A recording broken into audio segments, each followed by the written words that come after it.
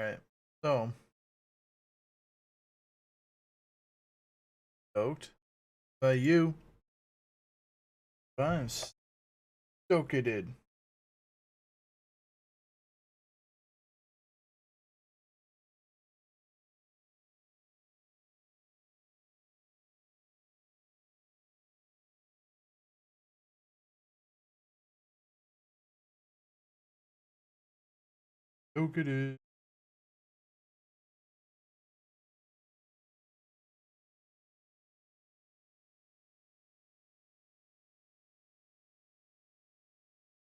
Okay, so we're gonna have the game up here in a second.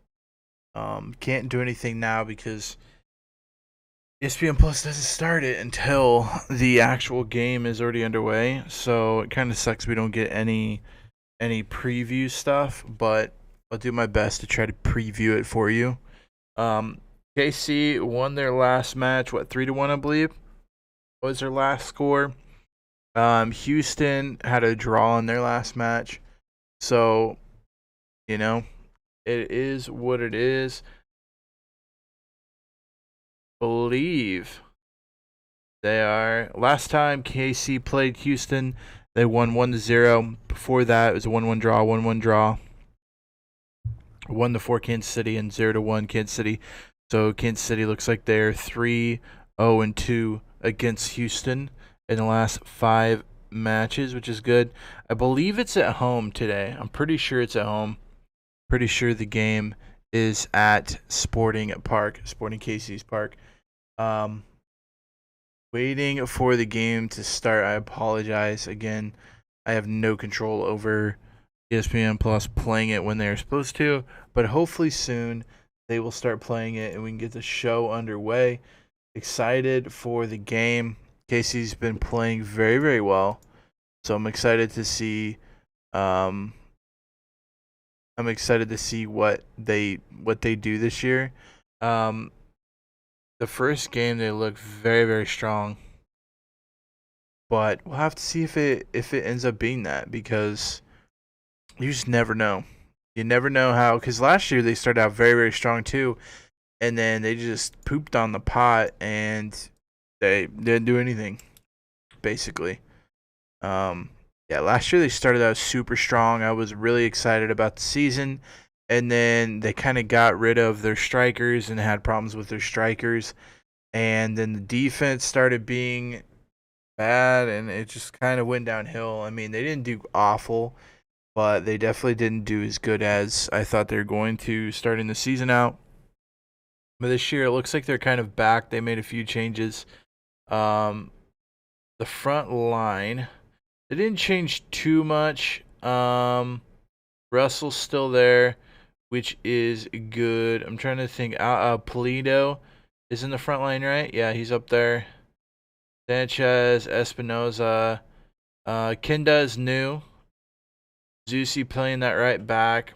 Beasler is still back there. And then the two guys in the back now is Martins and Punsek, I think is his name.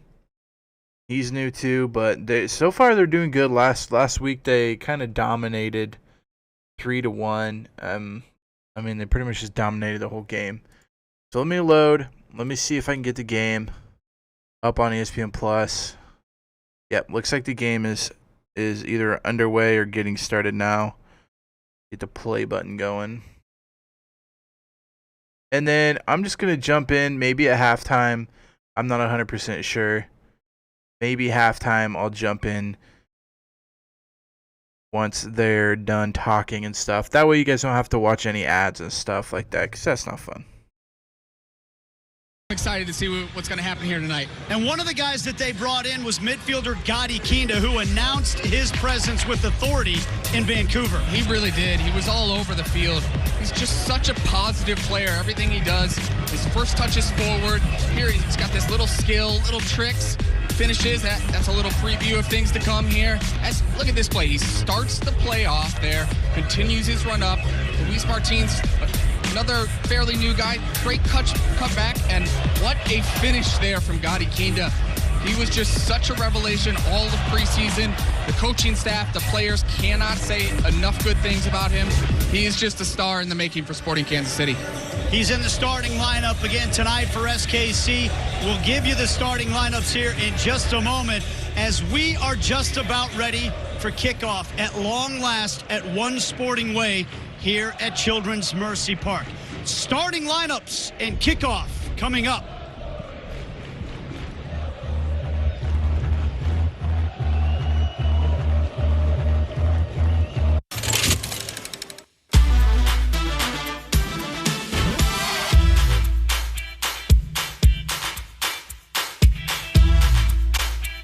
Okay, well, I lied to you because apparently they're gonna play commercials right now.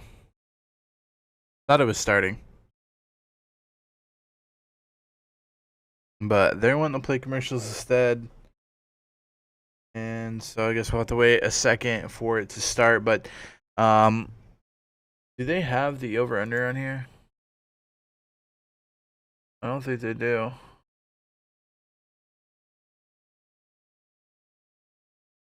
I don't think they do.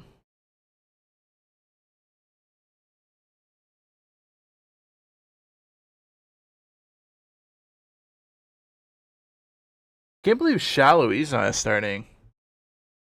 I wonder if he slowed down a lot last year. Kind of had some issues last year, and I wonder if that's why he's not starting.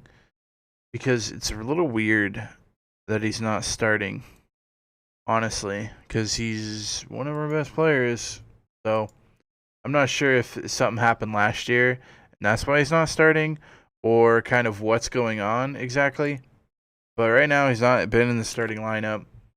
Probably going to change sometime this year, I would assume. Unless, I mean, if what they're doing now is working, if everyone's destroying, then, so be it. Why would you change it? Yeah, like, why would you change it if it's working? So we'll wait and see if it stays or if we need to make a change. Shallowy definitely our best bench guy. Jerso's good, though. Lindsay and Busio are both young. So, I mean, I didn't realize that. Oh, did Jerso get a goal last week? No, didn't. But it's good to have that striker. We had that striker a few years ago, and then we kind of just, I don't know. We kind of like went to our midfielders being strikers, and it just didn't work. It didn't work for the team. It just wasn't good. So then we went out and got a few strikers, and we made more trades and more transfers. Finally, it looks like, because Polito, I'm trying to think of where he came from, but he's straight goal scorer. He's a straight goal scorer. Russell is just a creator. And then Shelton has really come on lately. Shelton used to be the outside back when he first started. He was the outside back. Now he's, striker, right wing striker. So, I mean, we'll have to see if it plays out. But he did it last year, and he did a pretty good job. He's definitely got the pace on the outside to do it.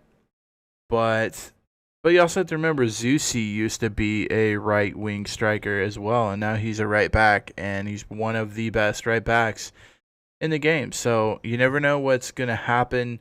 That's the fun thing about soccer, MLS, football, whatever you want to call it, is that people like move around and they can destroy in other places. Like, think of basketball.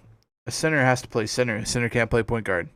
Not going to work. But in MLS and in soccer in general, you can have a guy go to defense and destroy, and you can have a guy go to offense and destroy.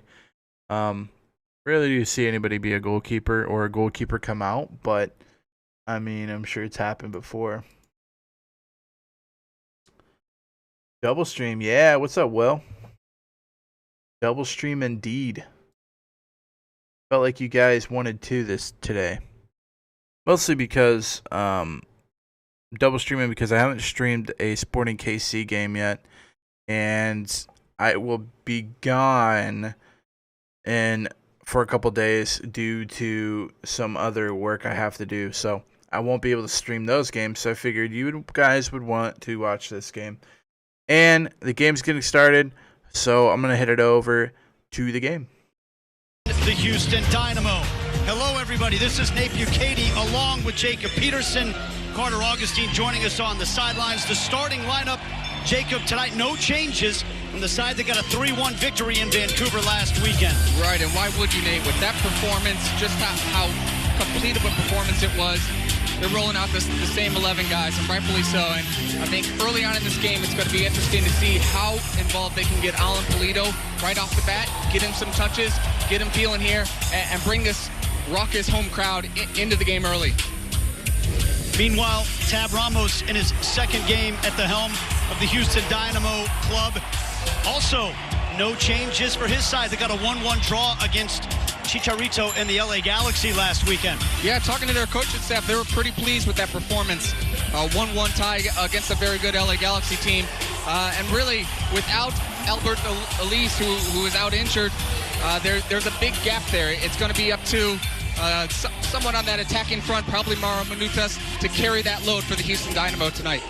U.S. men's national team legend Tab Ramos taking over for the Houston Dynamo in this offseason after spending the last 9 years at the helm of the United States U20s. Of course, he's good friends, longtime friends with Peter Vermees, who is in his 12th season in charge of Sporting Kansas City.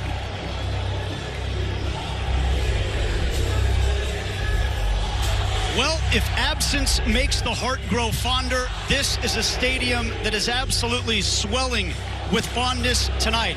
For it's been 160 days since Sporting Kansas City have graced the pitch here at Children's Mercy Park, and they are back underway as the 2020 home opener is upon us. Sporting Kansas City dressed in the all indigo blue kits, their secondary kits for this season, and the Dynamo dressed in all orange in the attack early on, but the pass is too strong for Tomas Martinez, and Sporting Kansas City will have a goal kick going from right to left. Nate, you can feel the energy around the stadium tonight. You said it's been a long wait for these fans, and they're ready, and you can feel that. Not only as a player, but as a fan as well, and the coaching staff, everybody realizes that, and I think it's important for Sporting Kansas City to push on early to get this crowd even more involved. Johnny Russell does just that and earns a throw-in for Sporting KC deep in Dynamo territory. And this crowd, there is not a seat that is unspoken for in this building, standing room only. We think one of the largest crowds in Children's Mercy Park history, as looking up on the catwalk above the cauldron, and even that standing room only area is completely packed here today. It's been a long off season, and the fans are excited to be back. And we're excited to have you back as well with us in 2020. Tommy McNamara for the Dynamo. Dispossessed by Espinoza, but fellow Honduran Boniek Garcia recovers for the Dynamo. Boniek Garcia, 35 years old, still in the starting lineup for the Dynamo. Let's cross over everybody as Luis Martins will give chase to the near side. Yeah, Boniek Garcia is a player who doesn't seem to age, Nate. He's been doing it at such a high level since he's came over here, and really with a lot of the changes with Houston Dynamo over the past 5 years, he's been one of the consistent players for them. Near interception for Gadi Kinda, but Matias Vera comes away with it for the Dynamo. Susi trying to bring this one down over the shoulder. The offside flag had come up against Memo Rodriguez.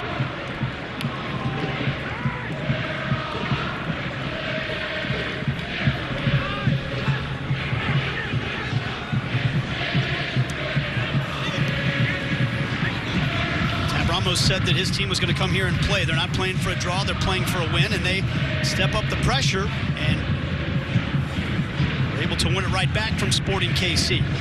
You don't see teams do that very often, though, here, Jacob. No, and we weren't really sure how they're going to play, right? Because Tab Ramos is a new coach coming in here. He's got his own ideas. And early on, it looks like they're pressing up and making Sporting play out of the back. Matt Beasler called for the foul. Our referee is Alan Chapman tonight.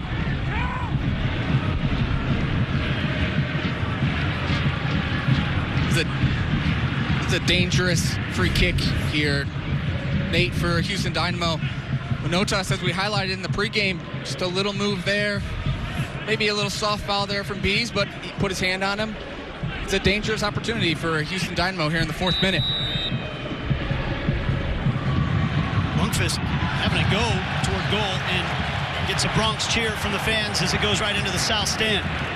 Yeah, that was always the wrong decision there. We talked about it last week, but to beat Tim Miller from that distance, it's going to be a struggle. He was better suited there to whip that ball in. They've got some big bodies up there to go attack that ball. Polito trying to hold it up for Sporting KC to Johnny Russell. Now back to Polito. Through for Kyrie Shelton. Shelton does well to hold it up here. Now Polito. Now Zusi. And away by Minor Figueroa. Quick throw in taken by Zusi. Figueroa got in front of it again. Zusi does well to keep it in here.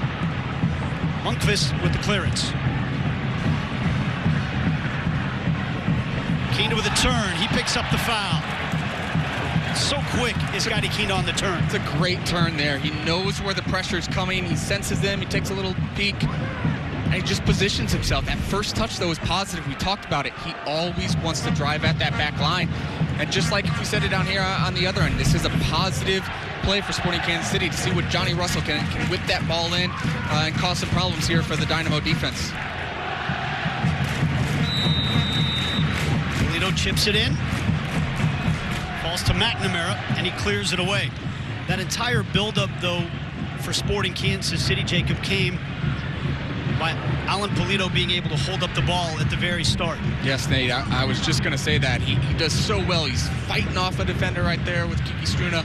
He's strong, he's brave, which he's not a massive guy up there, but his technique's so good, and he's got such an awareness out on the field.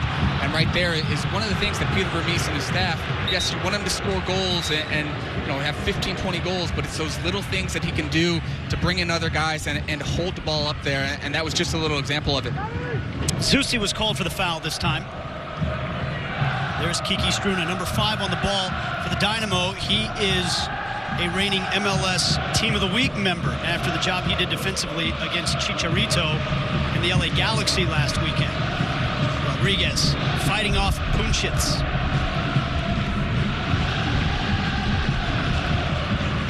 Led by Vera to get it out wide on the left side to Lundqvist.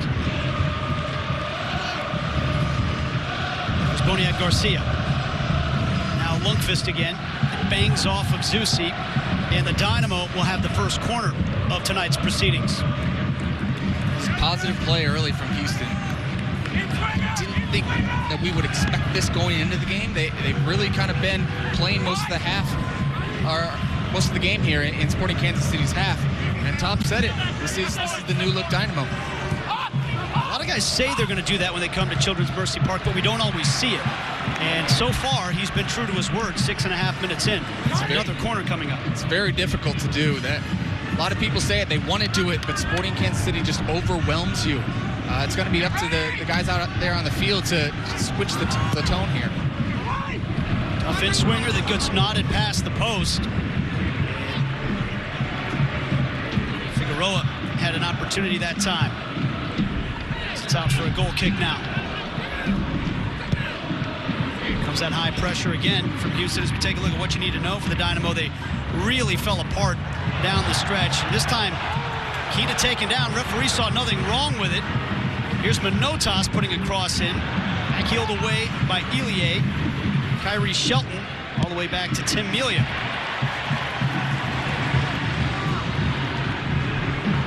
Now the Dynamo started last season looking like one of the better teams in the league. They were 6-1-1 going into May, but then went 6-17-3 the rest of the way. Of course, the coach got fired. Former SKC man Davey Arnaud took over as the interim. And then once the season was over, they made the move to bring in Tab Ramos to run things. It's kind of been the story of Houston maybe the past 4 or 5 years. Is they're off to this good start. They have a lot of home games early, but they can't seem to replicate that form on the road, Nate. In fact, last year they were just 2-15 on the road, 0 ties, which to me is a coaching thing, a tactical issue that Todd Brown, why they brought in somebody who's known as a really good tactician to kind of solve those problems, because they really haven't spent too much on the transfer window. Keita got dispossessed this time in a dangerous area. Matt Beasler duking it out with Manotas, who was called for the foul.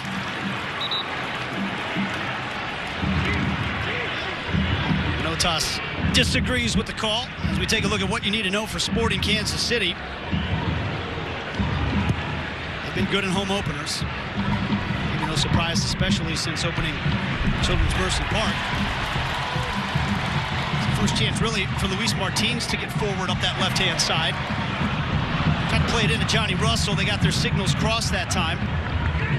Matt Beasler with the recovery, though, for Sporting KC. Excellent there from Matt Beasler. He made that look so easy.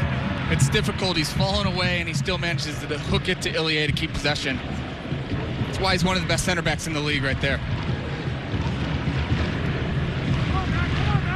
Go! Ria's on the ball now, Beasler. Left-hand side for Martins again.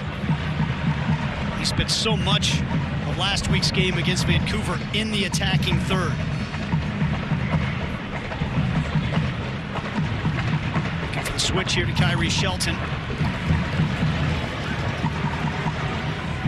There's Espinoza.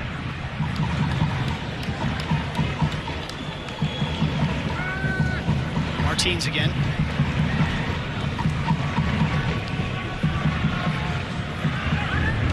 Better from Sporting, Nate, how they're knocking the ball around, not forcing anything. Quintas dribbled himself into too much traffic once again here. Just that, as I said, they weren't forcing anything, right?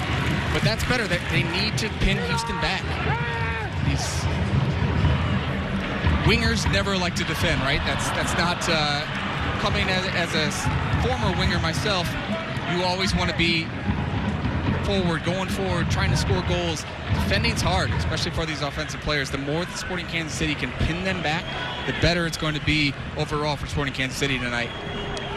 Every Sporting match day, get 50% off regular menu price pizzas using promo code SKC50 on the Domino's mobile app or online at Domino's.com. Graham Zusi on his horse to touch it back to Melia, who blasts it down the field. Kiki Struna heads it right into the path of Johnny Russell.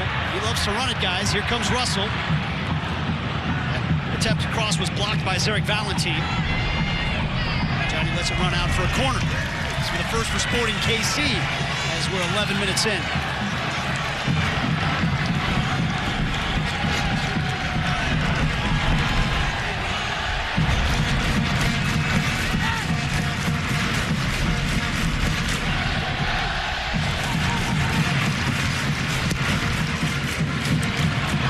Right on the penalty spot. The end is cleared away by Memo Rodriguez. Teasing ball right there. I'm not sure who it was for Sporting Kansas City. Almost got a flick to it. Just barely missed that there. It's a good ball in from Johnny Russell. There's Polito. So Johnny Russell cutting diagonally, skipping over one sliding challenge. Well, there's a nasty one between Johnny Russell. He felt that he had been taken down by Vera and should have gotten the foul first. He ends up colliding with Figueroa. And I think this is one, and we'll take a look at the replay, Jacob, but sometimes you'll see a player who's able to actually avoid a sliding tackle. Does that mean this isn't a foul here? Johnny Russell's able to get over that tackle, and he felt like that still should have been a foul. Just because he was able to avoid it doesn't mean it shouldn't have been a tackle, but of course, then he goes clattering into a Figueroa. What do you think? Yeah, of course, if you just look at it from the end, but here, look. Gets clipped there. That to me is an obvious foul. The referee just misses it. Yes, he sees the second one there. Johnny Russell's tripped up, and of course he falls into Figueroa, but referee missed that one, Nate. Fortunately for Johnny Russell, he was able to get his feet up over the sliding challenge from Vera, or else that could be a serious injury. I think most players, though, that see a tackle like that say, even though I was able to get my feet out of the way, doesn't mean that's any less of a foul. Oh, that's the thing for me is doesn't necessarily have to be contact for me to be a foul. Just because the attacker jumps out of the way that's still impeding their progress. It's still a foul to me. Great header from Polito to Kinda, and he gets taken down by Kiki Struna here. Referee's going to bring this one back for a foul, and he might have something else in mind for Kiki Struna here, as it's getting quite physical. It's a rivalry, right? It's back, Houston, Kansas City, and that's definitely a yellow card there. Kinda gets to it right before first. What a touch there from Kinda. Positive play again. Struna knew exactly what he was doing. He held that leg up high, but look at this first touch from Kinda, the way that he brings it down. He knows what he's doing, sets him up.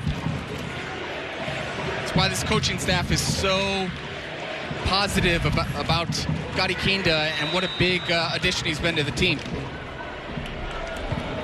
And over the head of Punchitz.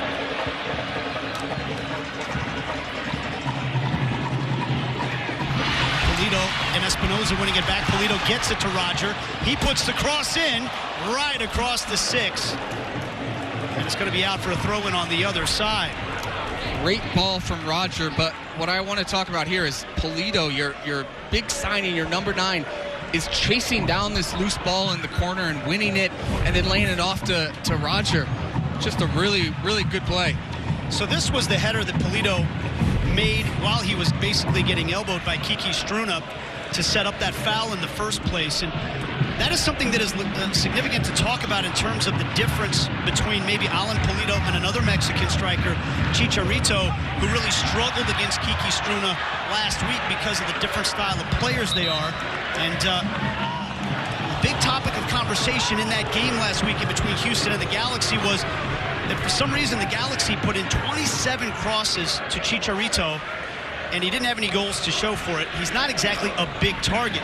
Where Polito so far has been able to win some one-on-one battles against the big, strong Kiki Struna here in the midfield to gain possession for Sporting KC. Yeah, they're obviously both Mexican center forwards, but they're a little bit different in how they play. I think Polito's got... Chicharito will chase down balls and he'll work hard too, but I think just at this stage in their career, Polito has a little bit more to give, and he's willing to take those battles. Chicharito, it's his first game. Who knows? I'm sure he'll develop, and yes, I'm sure that's not the Galaxy's plan all season long to whip in that many crosses, but that's something that Sporting Kansas City don't really want to do either with Alan Polito. They want to pick him out because he's so good at finding space in and around the box. Here comes Gadi Kinda. He finds Kyrie Shelton. It falls to Polito, and he puts it in! Bienvenido a Kansas City, Alan Polito!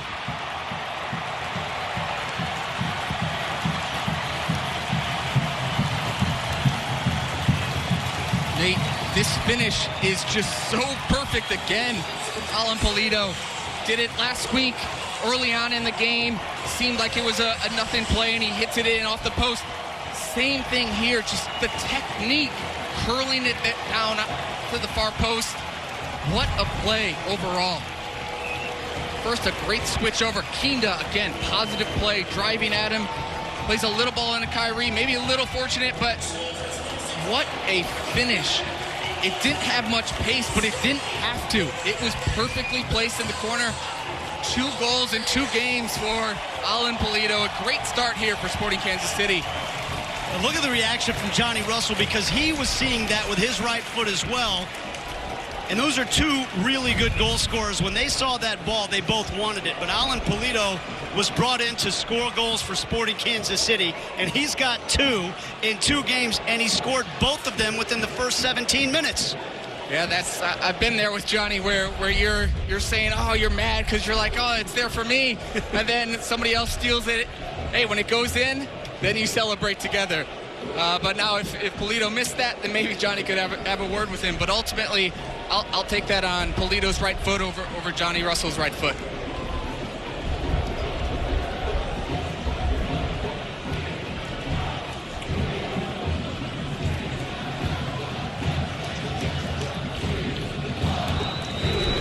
The whistle from Alan Chapman signifies that the goal is good, and Alan Polito has his second as an SKC man in just 2 games. And to go back to the point that we were making, I don't want anyone to misconstrue that neither you or I are trying to claim that Alan Pulido's a better player than Chicharito or anything like that. I'm just pointing out the different styles of player, and Pulido may be a little bit bigger, a little bit stronger against a player like Struna when those balls come up in the air toward him. That was something that really wasn't good for Javier Hernandez when they were playing against the Dynamo last weekend. And Kiki Struna was first-team MLS Player of the Week because of that. The Dynamo even tweeted out a picture of Struna having him in a headlock. Here comes Manotas, a dangerous man, a sliding block from Matt Beasler. It's a great block there from Matt Beasler. A foul on Tomas Martinez. A player like Manotas, when he gets in and around the box, he's so good at it. Get Bees. A lot of players, a lot of defenders just go out there and try to block it with that first leg. But Matt Beasler is such an experienced player that you see him dragging that other leg so the ball doesn't go between his legs and into the far post. We see that happen on so many different goals.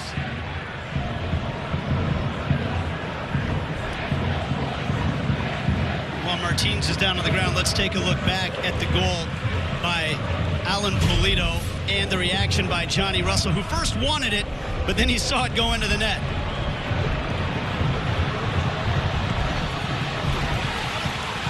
It's that big smile. You see it. He was lining up. He was actually going to hit it, I think, with the outside of his left and come across it.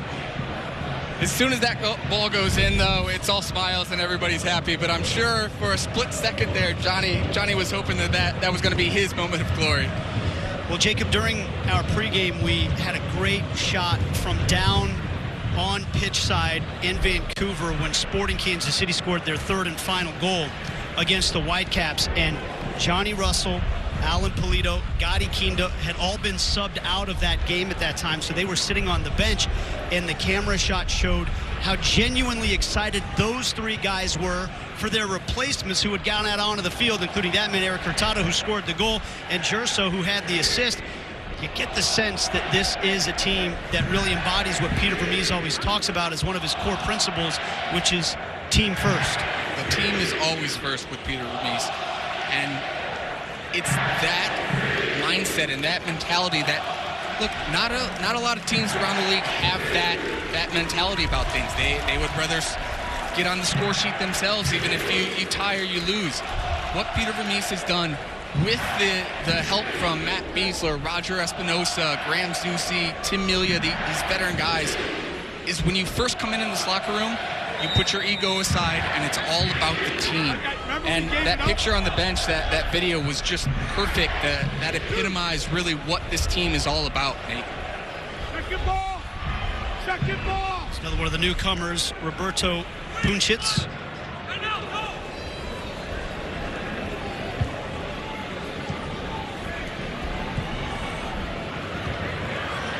Teens back out on the field. Elie flicking it forward. Pulido got a head to it.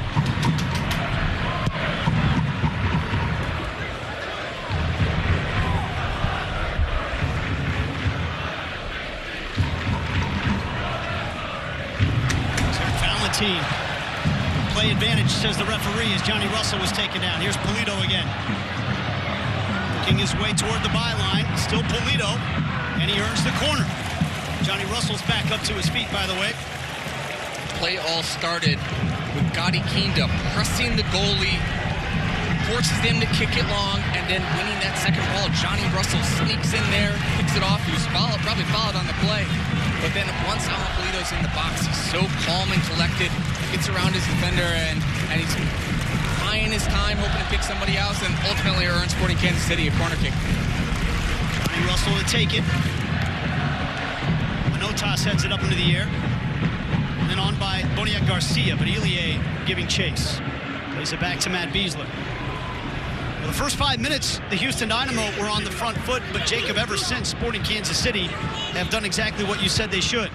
Yeah, they have, and it was coming before that goal, too. Of course, the goal now brings the fans even more into it and gives them some more confidence. And also, Houston standpoint, they're like, man, we're going to be under it today.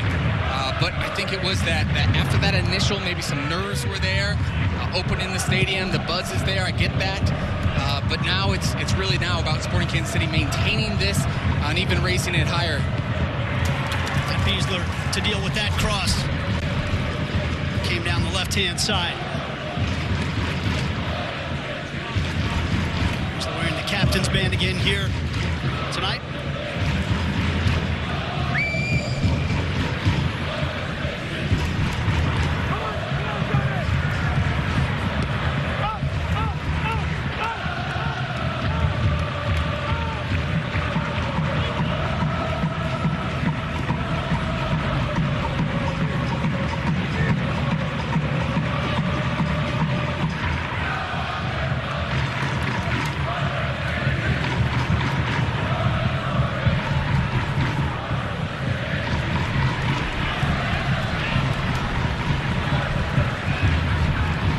Kansas City just buzzing all over that midfield till they finally win it back.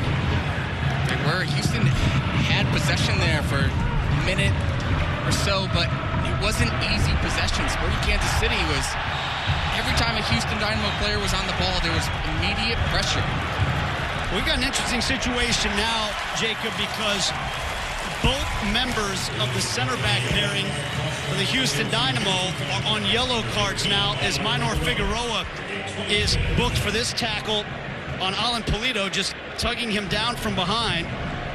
So both Kiki Struna and Minor Figueroa have to be careful men the rest of this game. Yeah, and that changes the way that they're going to play as center backs. You know that you have one of those to play with, where you can bring a guy down if they beat you. We're 25 minutes in here, Nate, and both of them are sitting on a yellow. It's going to be a tough rest of the game here for Houston, for those center backs to avoid getting another one, especially with how positive Sporting Kansas City has been. Johnny Russell puts this one in. Pulido got to it, and it's knocked home by Roger Espinoza. 2-0.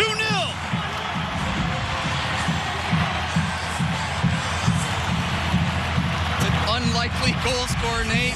But again, Alan Pulido was in and around there. Good ball in from Johnny Russell. Roger just wanted that one more and beat the Houston Dynamo to the spot.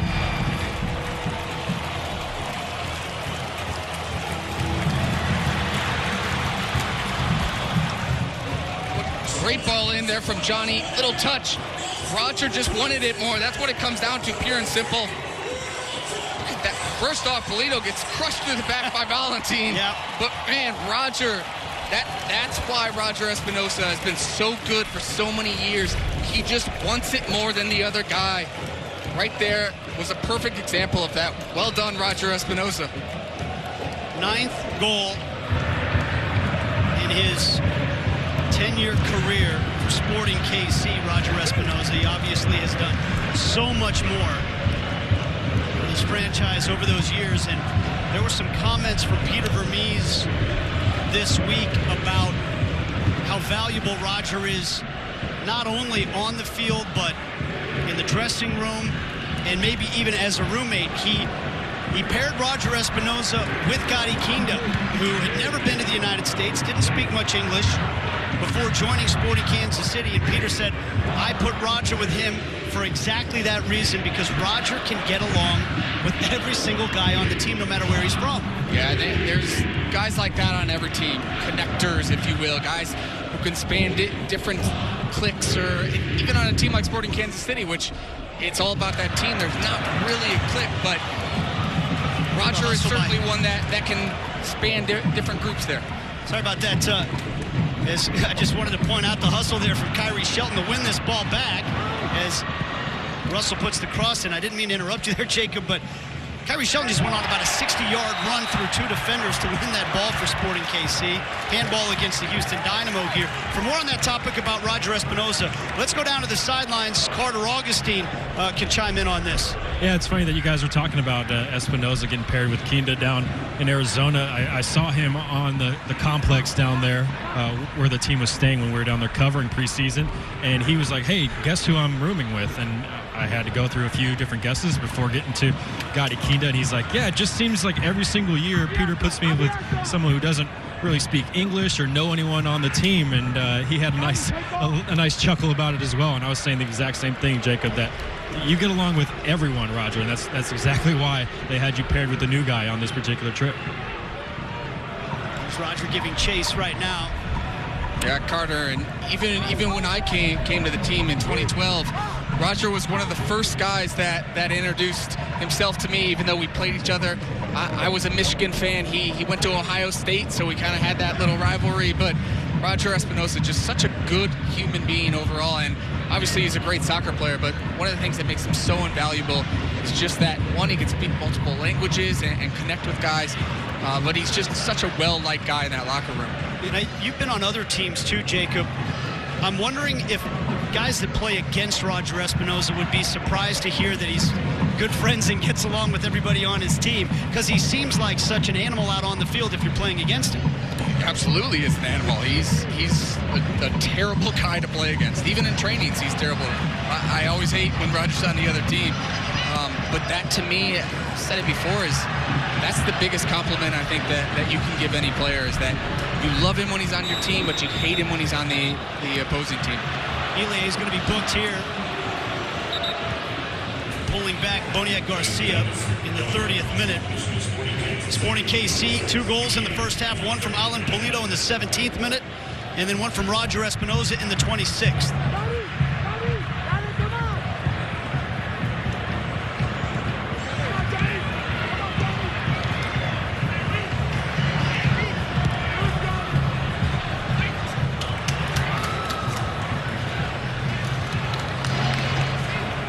Sporting KC home matches are now available in Spanish by using the SAP feature on your television provider. What, my bienvenido a Kansas City for Alan Polito wasn't enough?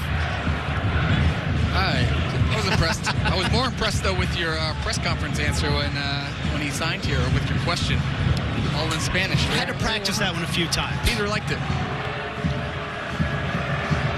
Ready to do an entire broadcast in Spanish yet, Jacob, but you know, you have to set goals for yourself. You're not on Carter's level yet. That's right. Nobody is. Now, Johnny Russell taken down by Matias Vera. And Elie wants to know if that's going to be a booking, because he got one just a second ago, and the yellow cards are ratcheting up. Now you've got the 2 center backs and the defensive midfielder for the Dynamo all on yellow cards. Again, we talked about the center backs. Now, probably the 3rd most important position to have a yellow card. Johnny Russell again anticipates the pass, beats him to the spot. Vera knows what he's doing. Johnny Russell's running in. Struna's caught up. Vera has to do that, but now you got 3 important pieces to that defense, all on yellow cards. Just over a half an hour in. Sporting KC with a 2-0 lead. But what have you thought of the performance? With those first maybe 5-10 minutes as the exception, I think this has been a really, really good half for Sporting Kansas City. Goals obviously help, and they change games, as obvious as that sounds, but it's the way that they're pressuring. It's the way that Houston's wanted. They've changed the way that they wanted to play. They wanted to be more of a possession team under Top Ramos. And Sporting Kansas City is just hounding them every time they get the ball. They can't really get into a rhythm after maybe the 10th minute mark. Espinoza with a beautiful diagonal to Gadi Kinda. He's got the overlap from Martins. Struna heads away. Espinoza flicks it over to Graham Zusi. Elie back to Graham. Kinda trying to get there. Stays in play.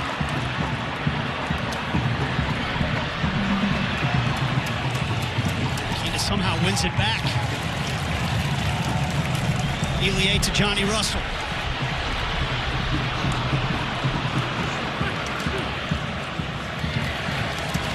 Tackled out by Vera.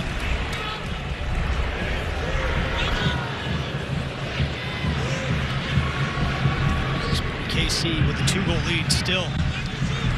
Piling forward the pressure. And Houston's feeling it right now. I've been a part of these games where Sporting Kansas City knows they're just all over them. Houston can't even get it in Sporting Kansas City's half. It's just that first ball out, Kansas City's winning. If they don't win that cleanly, they're winning the second balls. It's just hitting them back in. Houston knows that they're under it right now.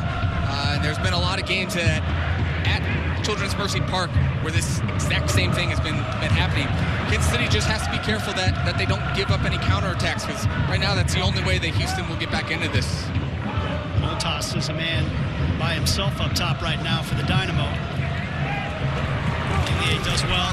Felt he'd been stepped on that time by Martinez, but Sporting come away with it. Here's Polito. You saw Figueroa had to back away from Polito a little bit there. Remember, he's careful with that yellow card now. It was a little play, Nate, but it was really well done from Elie. How he won that ball in there and then played out of possession or out of pressure really well. And kept the attack going for Sporting Kansas City. He just does so many little things that often get overlooked. And I think in that Vancouver performance, he was just really good overall in seeing out the game and being a very important factor in that 3-1 win. Carter, what about the performance by Elie last weekend and then so far here tonight?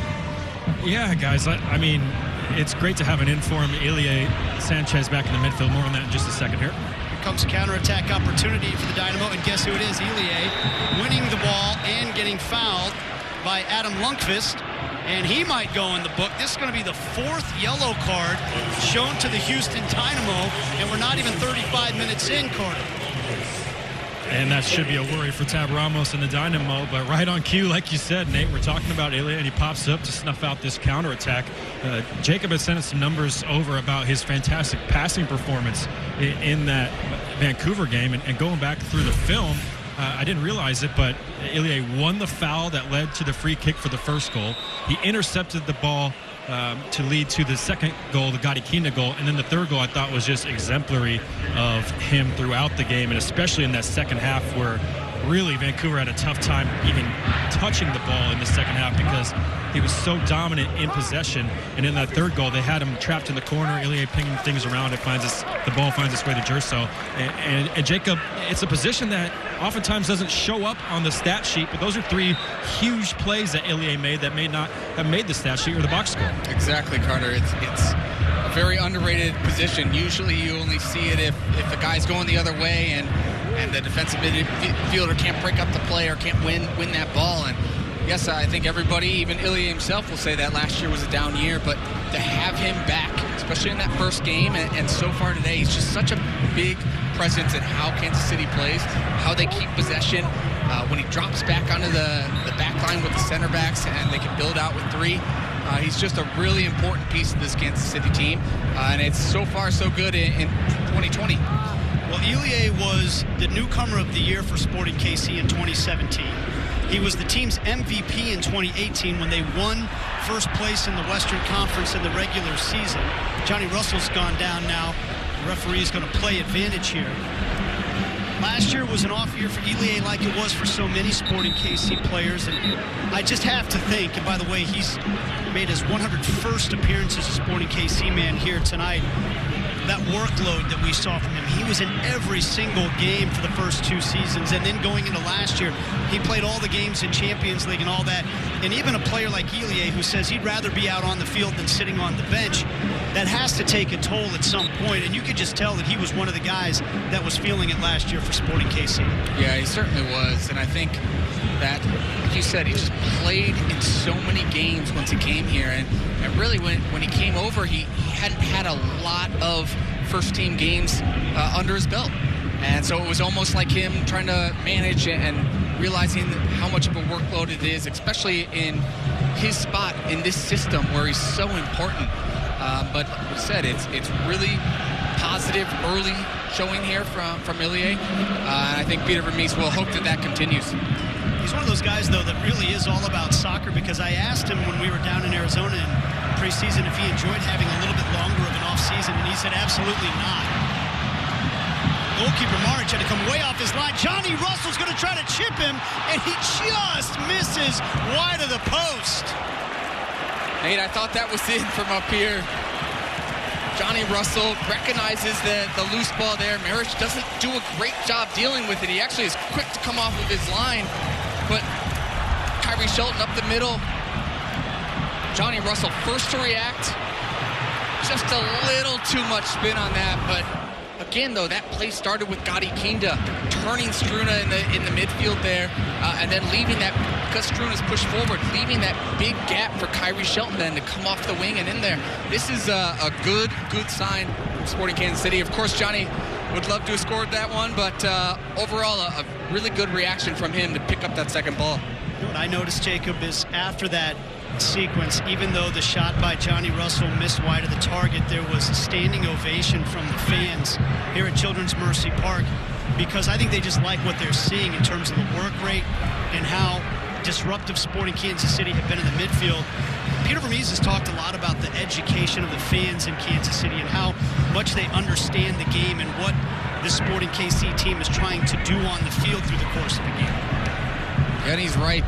This stadium, over my 13 years, the 5 years that I spent here were by far the best. And just being a part of this culture and knowing that the fans, how much they care and how much they know, it's been good to see tonight too.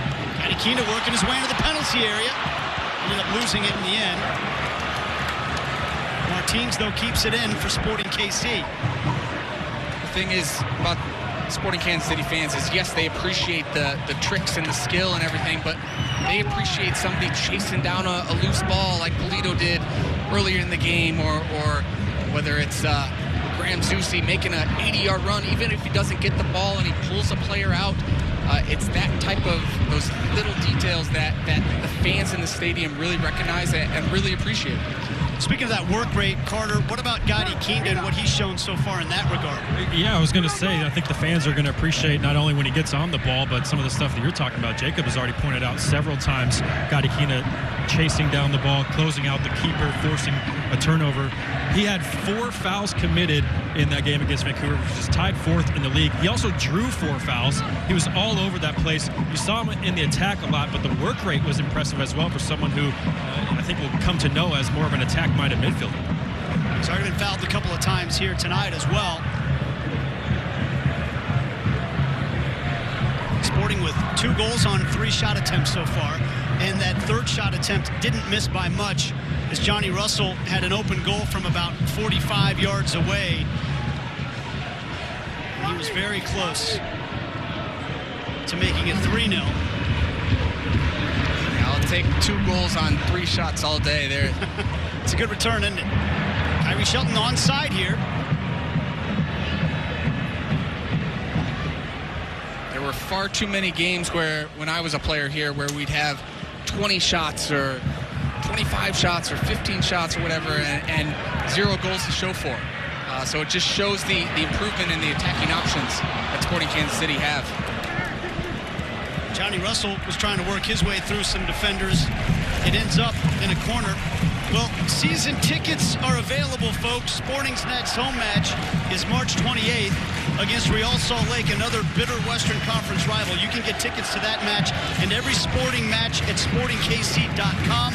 Full season ticket packages are also still available, with benefits including free away tickets, food and drink discounts, and exclusive event invitations. As corner number 3 comes in, Susi to put it back across. It bounces out to Polito.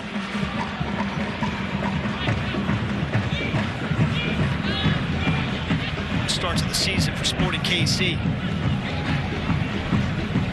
Again, all Houston's players are within 30 yards of their goal. They really are trapped back in here.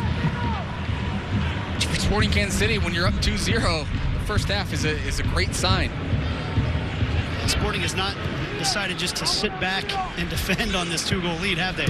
No, they have not. And that's something that maybe in years past they have done, and last year we talked about it a little bit in the pregame, but Carter mentioned it, just how many games, how many points that they've dropped from winning positions.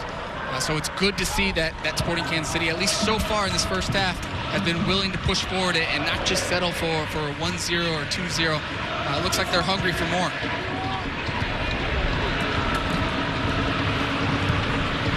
Ball through from Manotas, but he couldn't bring it down. Beasler looked like he had it covered. That was a good read there from Matt Beasler, but that's the danger, right? Houston sitting back. Talked about how good Manotas is, and it seems like his goals come out of nowhere, right? He makes smart runs, and he's a good finisher. And it's just Kansas City, especially those two center backs, have to be locked in. It's a good tackle by Memo Rodriguez, but then an ambitious effort from about 25 yards away. Memo Rodriguez, Dynamo Academy product from El Campo, Texas. He's the first player ever for the Dynamo to progress through each level of their academy system all the way up to the first team. That was a good tackle in the midfield. Yeah, he enjoyed a breakout season last year. A guy that you said came through the academy and the second team, and a player who there Tom Ramos has been high on, and wants him to kind of continue that form and maybe take the next step. In that situation, I think he had better options of both Martinez and Manotas there instead of trying to beat Tim Melia from 25 yards out. Well, Carter, you and I have talked a lot about this on the Sporting KC show. It's a little surprising that the Dynamo haven't had more products come through their own system, considering the size of the city of Houston and the demographic breakdown. And maybe that's something Tab Ramos will really focus on now that he's in charge there. Well, you have to think with his background, that's going to be a huge focus for him, and his ability to help cultivate some of the youth players that came through the U.S. U20 setup while he was in charge. And you're right. I've just been astonished at how few players the Houston Dynamo have brought through. I mean, you look at their near neighbors there in Texas, FC Dallas, who are the exact opposite, and they just seem to have a wealth of talent at their disposal in the youth ranks. And Houston, like you said, such a huge city, you know, fourth in the nation, closing in on Chicago at number 3. I think it's a good hire from them in terms of trying to develop that youth setup down in Houston, bringing in Tab Ramos. Approach 45 minutes with Sporting KC in control in this first half. Maybe 4 minutes of stoppage time to close out the half. Here comes Scotty Kinda with the left foot. It takes a deflection to Johnny Russell. His shot attempt was blocked by Valentin, and then off of Russell out for a goal kick.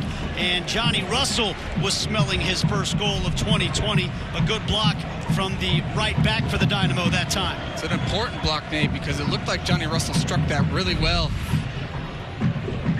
Kinda, though, again, driving at the back line, making these defenders make a decision. I guess he was hitting that maybe across the box there. It was hard to tell from up here.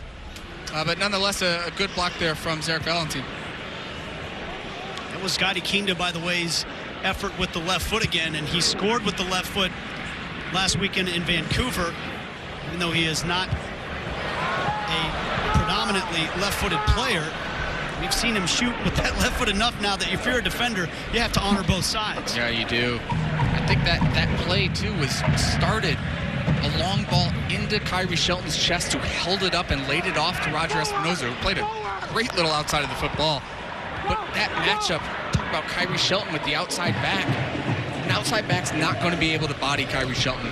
He's got all the physical tools to post those outside backs up. It's a really difficult matchup, and just a little thing like that ends up in almost a goal there for Sporting Kansas City. It's just those little things that Kyrie can bring to the game that other players can't.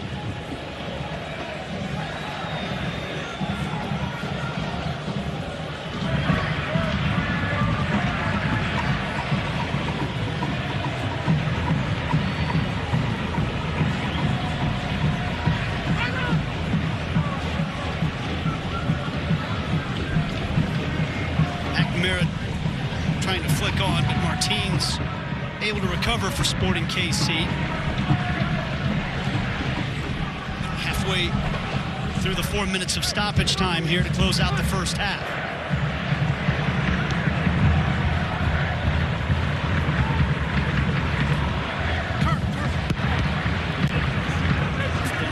Garcia.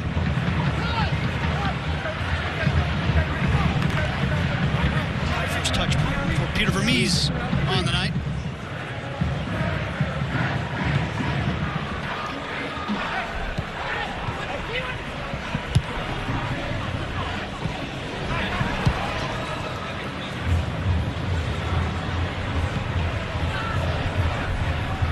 Martinez.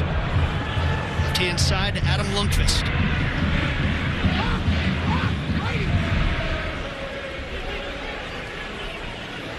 Manotas. As he pokes it away. Polito's come back to help out. Elie.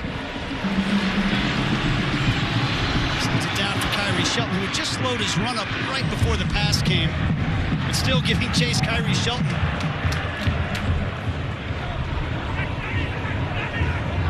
Excellent from Kyrie Shelton right there. That's another 60, 70-yard run. And again, it doesn't really look like much when you're watching it, but the fact that that ball then makes it easy for Matt Beasley to collect that ball and give Sporting Kansas City possession again. It's just those little things that Kyrie does so well. It's why the team is better with him on the field than when he's not on the field.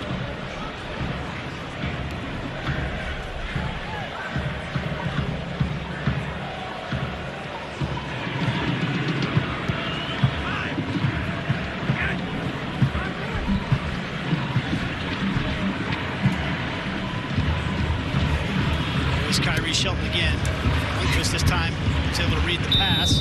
There's the halftime whistle. It's Sporting Kansas City with a 2-0 lead at the break on goals from Alan Polito and Roger Espinoza. 2 goals in a game and a half for Polito, and Carter Augustine is standing by with Peter Vermees. Well, Peter, you have the 2-0 lead here at the halftime break. Let's talk about that first goal. What'd you see leading up to Alan Polito opening the scoring? Yeah, very opportunistic. Kind of reloaded his run, came around the ball, and obviously, again, goal scorer's goal to find the back corner like he did. And then he played a part in the second goal as well. Roger Espinoza popping up there at the back post. Just looked like he wanted it more on that one. Yeah, just good set piece. Work on him all the time. We kept the game alive, and guys were making the runs, and at the end, we finished it off. Thanks, Peter. Thank you.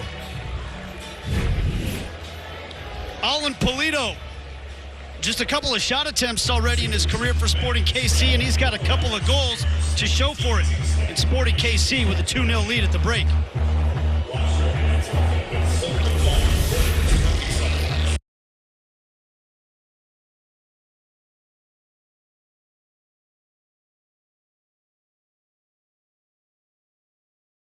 Well, that was fun.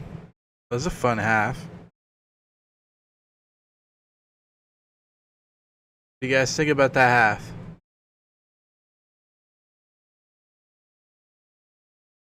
SKC is good. I was a little worried coming into the year because last year they kind of started slowing down and everything, but they're killing it this year. Last game they killed it. This game they're killing it so far. Playing well. Playing very well.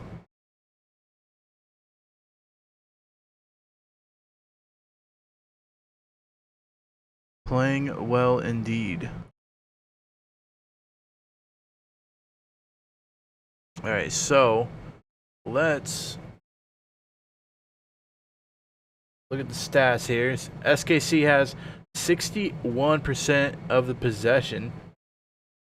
9 fouls on Houston. 4 yellow cards on Houston. Two of their defensive backs, their center backs have a yellow card, and then their center defensive back has their midfield guy, center defensive midfield guy, has a yellow as well.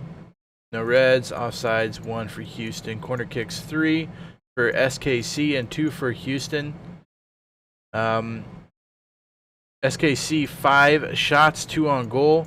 Houston 4 shots, none on goal. I didn't even realize they had 4 shots. Huh.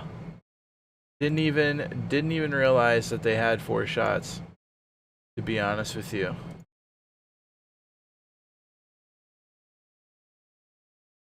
I mean, Kansas City just dominated him. There's nothing else to say. I mean, he just dominated him. You want to watch the Polito goal here? Maybe if it will load. There you go. Polito goal. Johnny was upset he didn't get that shot, but hey, it went in. We're happy with it, right? The goal's a goal at this point.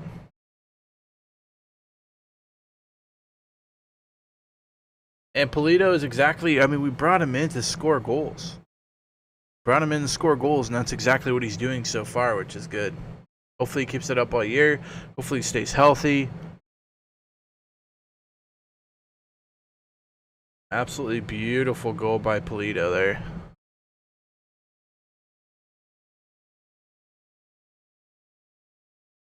And let's go. I want to take a look at around the league right now. There is a few other teams playing, which is why I want to see how the other teams are doing.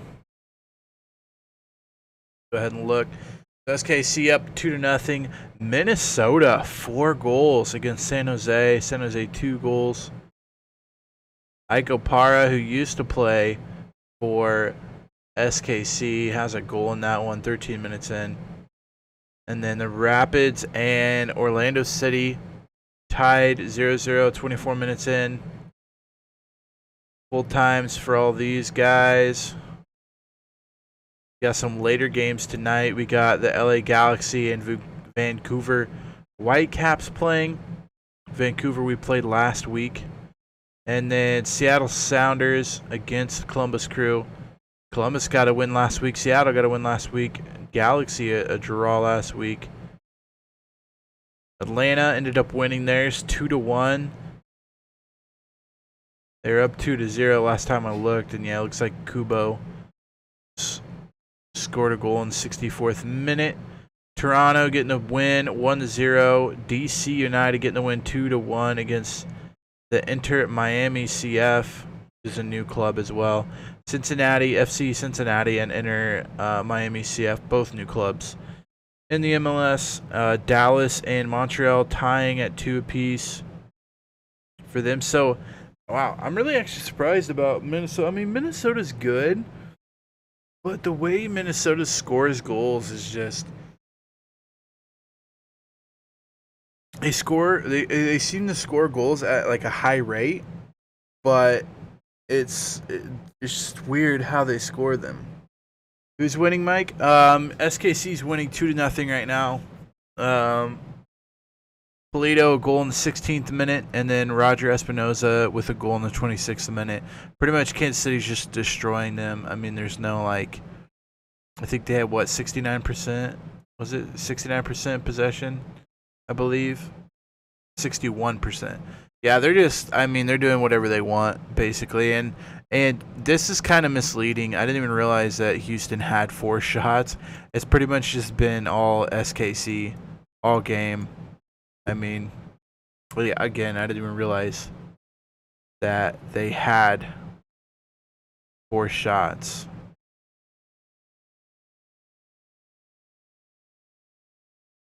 But yeah, so I mean, not bad, not too bad.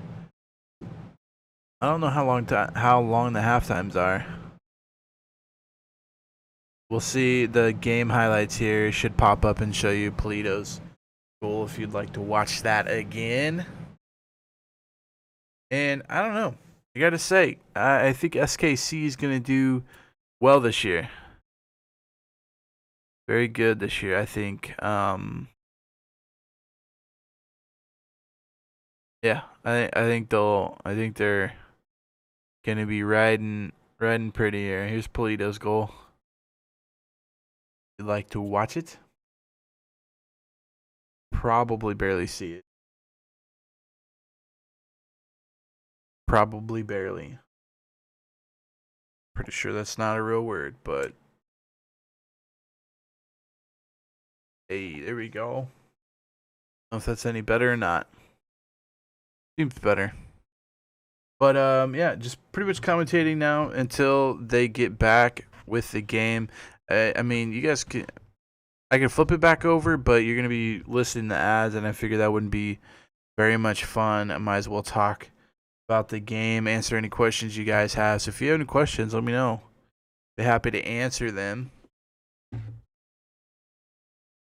Looks like they're gonna do the halftime show.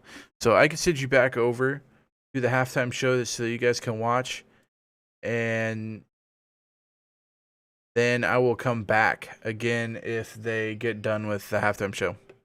Lead through the first 45 minutes at Children's Mercy Park as we fetch you some halftime highlights. Sorry about that. It is the Coca-Cola refresh, Jacob. Actually, I'm not sorry. Sorry, not sorry. How about the start by Sporting Kansas City and Alan Polito? Yeah, after those first 5 minutes or so, Sporting Kansas City really dictated play. Alan Polito, as Peter Vermes said in his interview, just a striker's goal. That technique, the way he whips his foot around it, he doesn't need to hit it with a lot of pace. It's just perfect accuracy. And then second goal, great ball in from Johnny Russell. Polito battles, and Roger Espinosa, of all people, fights through. He just wants this one more and is able to redirect it in. But that's just something that he wanted it more than Houston did. Here again, Kyrie Shelton with the through ball. Johnny Russell, open net, just a little bit wide. But, man, that was very close to being 3-0 from Sporting Kansas City. But take a look at the statistics, and Sporting out shooting Houston only 5-4, but 2 shots on target, 2 shots in the back of the net in the possession, clearly in favor of SKC. Yeah, they'll take that 2 shots on goal and 2 goals, but it's that possession stat, that 61% and 83% pass accuracy. That just shows you how much Sporting has dictated this game, how much they've really pinned Houston Dynamo back in their half, and Houston really hasn't had a lot going forward to show for it because of that. By the way, the crowd is going absolutely bonkers behind us because of a performance that's taking place on the field right now. You want to talk about work rate, Jacob Peterson? That dog just went on a 90-yard run. Sporting KC, second half coming up. Yeah, he went on a 90-yard run because it's a Greyhound. Greyhounds run like that all day, every day. All right, does anybody have any questions before we go back to the second half of the game? Any Sporting Kansas City questions at all? Or any questions in general? Anybody have any live questions they want to ask?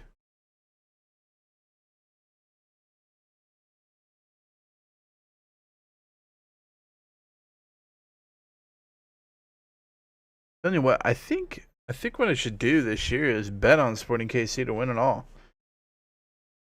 I mean, yeah, it's a little head, but I mean, I don't know what the odds are right now. I guess I could look.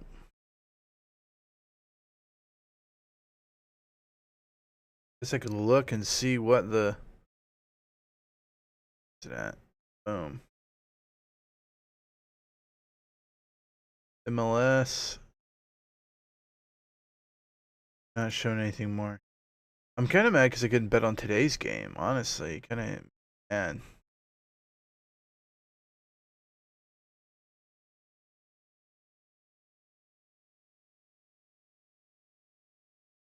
Kind of, yeah. I don't know why. Kind of silly if you ask me.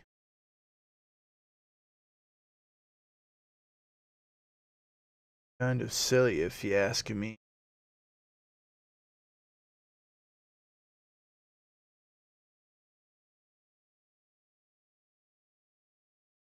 No live questions. Well, second half is going to be coming very, very soon. If nobody has any questions, I'll just send it back over to the programming if you guys want to listen to the ads. And then if you have any questions, put them in chat, and I'll try to get to them.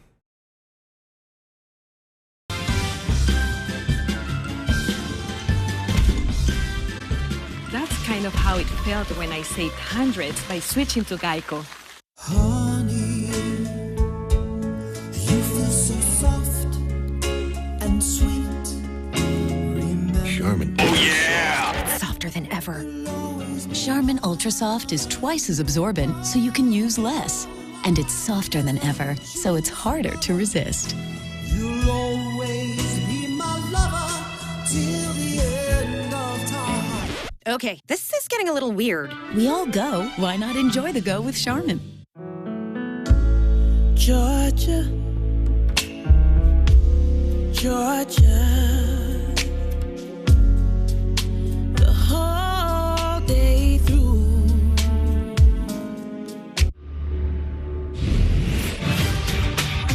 Sporting KC Soccer is presented by Toyota, the official vehicle of Sporting KC. Visit your local Kansas City Toyota dealer or buyatoyota.com. Let's go places.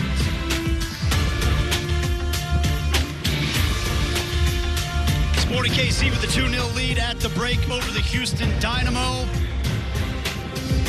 In the season opener at Children's Mercy Park in 2020.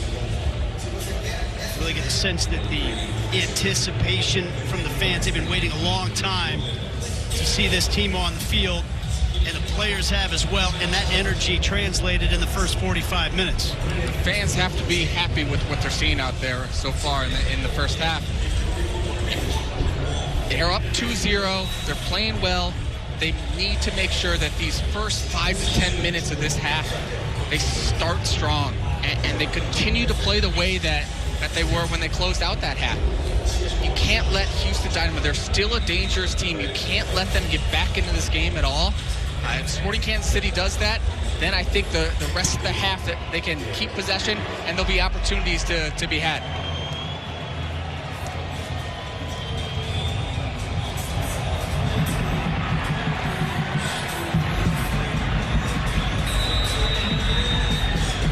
And the second half is underway at Children's Mercy Park. Now with Sporting KC going from left to right, protecting a 2-goal lead. And we saw Peter Vermees there with a little toast to the Cauldron side at the start of the second half. For more on that, let's check in with Carter Augustine down on the sideline. Yeah, that was kind of cool. Something different there that just happened, Nate. Glad you spotted it. Just looks at the Cauldron gave a big cheers salute to Peter Vermees, and he saluted them right back with a cheers of his own with the water bottle. So interesting to see that, a new wrinkle here at Children's Mercy Park in 2020. Come the Dynamo down the left-hand side, Memo Rodriguez. That's Boniek Garcia. Berto Puncic heads away.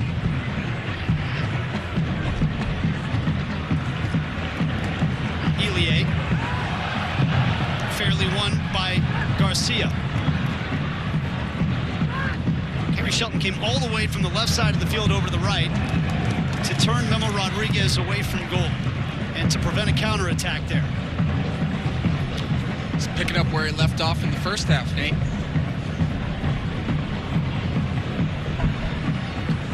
Kyrie told Carter in his pregame interview that fitness was one of the areas that he really felt like he improved. Not that he was in poor fitness last time around with SKC, but he says it's even better this time. And if you play on the wings for Sporting KC, it has to be up to Vermees standards. Definitely does. It's a different type of fitness too. Playing that number 9 role. Compared to the winger role out there, it's a lot more up and down, long stride outs, long sprints, where when you're that number 9, it's more of the physical toll, the battling, if you will. And so far in 2 games, Kyrie has really looked the part as an out-and-out winger almost. Alan Polito is now at that number 9 spot. Carter, what can you tell us about him? Well, I was wondering if you guys happen to know the other 2 players in Sporting KC history that scored goals in their first 2 games. And I was unable to guess it, but it turns out Miklos Molnar in 2000 and Claudio Bieler in 2013. And those years have something in common as well, guys. think there might be a painting on the wall over in the corner that reflects those years. There's a ball across intended for McNamara and out for a throw-in. But I see under the column MLS Cup champions, there's a 2000 and a 2013 there. That's a pretty good omen, James. Oh, yeah. I'll take that. I think, Carter, I think I could have got Claudio, but I don't know about the other one. Close. Molnar has a special place in Kansas City history. Polito working against Figueroa, who remember is on a yellow. Well, that's it. Just wrap it up. Hand the trophy to Sporting KC. Polito's got 2 goals in the first 2 games. Right, exactly. I'm sure LAFC and the rest of the league will agree with us on that. Right. Certainly, though, you couldn't ask for much more. You go out and you spend big money on a number 9 like that. For those who don't know, number 9 being that prototypical central striker. And right off the bat, it's starting to pay off. Here comes a shot attempted, a diving fingertip save by Tim Melia to deny Memo Rodriguez. First action really for Tim all night. Exactly. As a goalkeeper, too, it's very difficult in games like these to be locked in the whole time when really you haven't been involved. He gets down there. That ball looks like it's going in, too. Tim Melia just makes it look so easy, but that's an excellent save.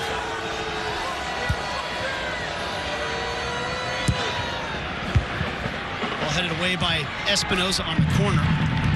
Now, Tim Melia wants a clean sheet, by the way, because if he gets one, he will pass Jimmy Nielsen for career shutouts in a Sporting KC uniform. Jimmy Nielsen's here tonight, by the way, to watch. And we'll see if it happens. Susi putting the ball in.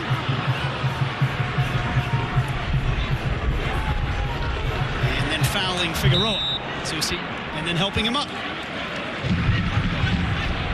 Knowing Tim, I'd say he doesn't care about that record at all. I think he is all about the team, as we talked about in the first half. He's a team-first guy, a guy who bounced around a little bit in his early on in his career, and he's really found a home here and turned into, if not the best, certainly the second best goalkeeper in Sporting Kansas City history behind Jimmy Nielsen. But Tim Melia still got some years left, so maybe he can get an MLS Cup, and then we'll be having a different conversation.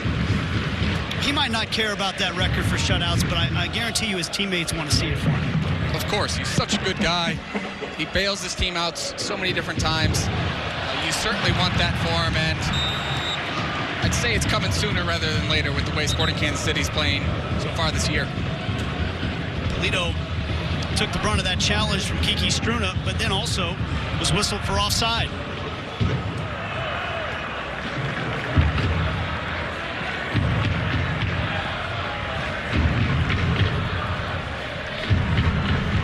Easler with the step to get in front of Manotas. Dynamo keep possession.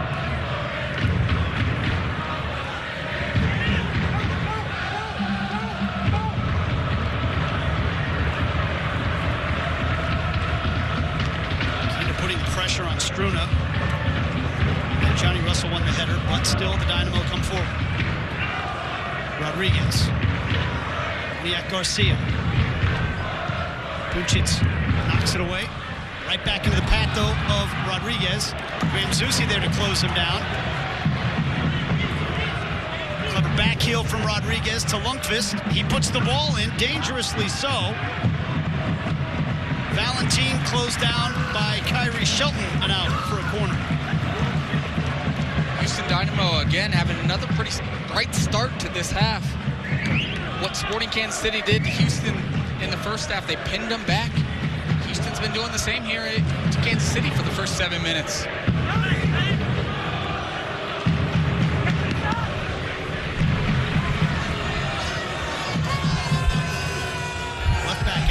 Goes to the far side to take this in-swinger right into the arms of Tim Melia.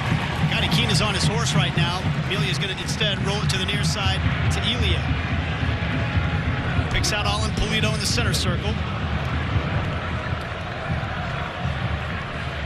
To Hondurans going toe-to-toe there in Espinoza and Garcia. Espinoza wins it, and it's forward to Johnny Russell in space. Russell on the right-hand side this time. Onto that left foot, Johnny Russell to Kinda. Parried away by Maric, the goalkeeper, only as far as Polito. And now offside.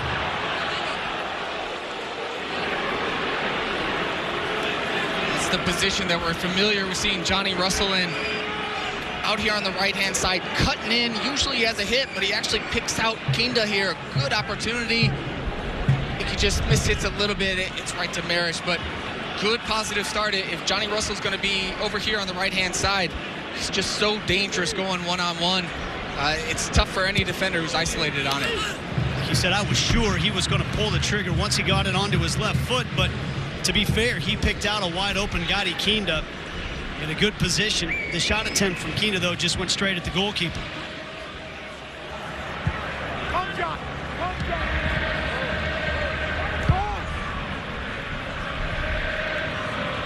Here comes Mauro Manotas.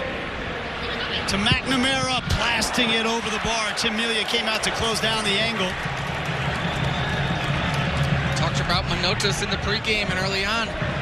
He's not just a goal scorer. He can also turn out of that pressure. He finds Tommy McNamara, who you'd expect to do better than this, just hits it over the bar. Sporting Kansas City have to be careful of that, though. When they're doubling down there on Manotas, he's a player that can split that double team, and then he made the right decision there to find out McNamara. Well, we talked about the fact that Albert Elise is injured right now for the Dynamo, and you have to wonder if he's out on the field. Is there a different end of that story?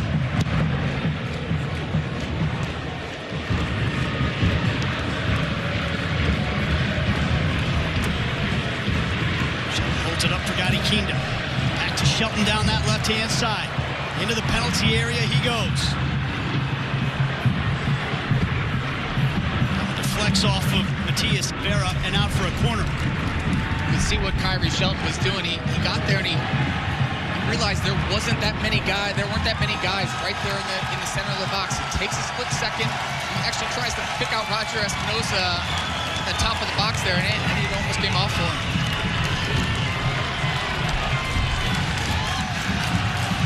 Fourth corner for SKC. Headed away by Manotas. Easler's back. Sends it right back over to Johnny Russell. Martinez took it away from Johnny that time. Tackled to the ground by Gadi Kinda, who will receive his second booking of the season. Shown a yellow card in week 1 against Vancouver. Yeah, pretty obvious one there. He knows what he's doing. He maybe commits a little bit too much. Martinez takes a good first touch, and Kinda brings him down to pretty obvious yellow there. The referee's been consistent here with those tonight.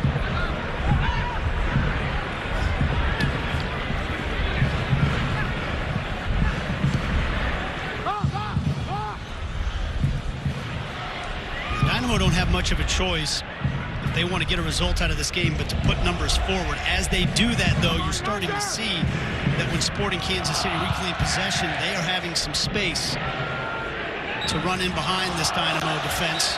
There's a foul on Espinoza. We're going to have a substitution in the Dynamo now as Darwin Quintero, one of the biggest acquisitions in the offseason for the Dynamo, will replace Tomas Martinez. Darwin Quintero did not play against the Galaxy. He was still suffering from a knock at that time last weekend, but acquired in a trade from Minnesota United during the offseason.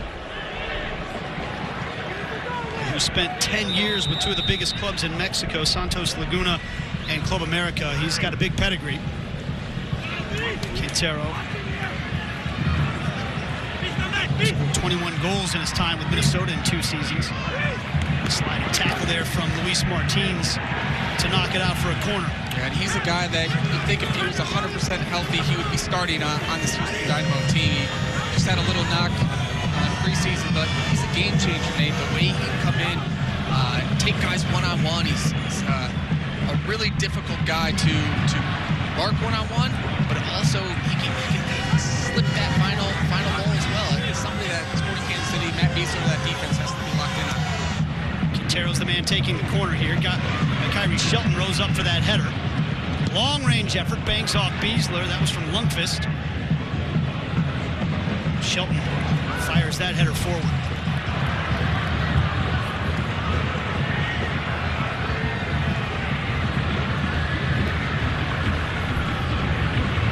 Here's Quintero.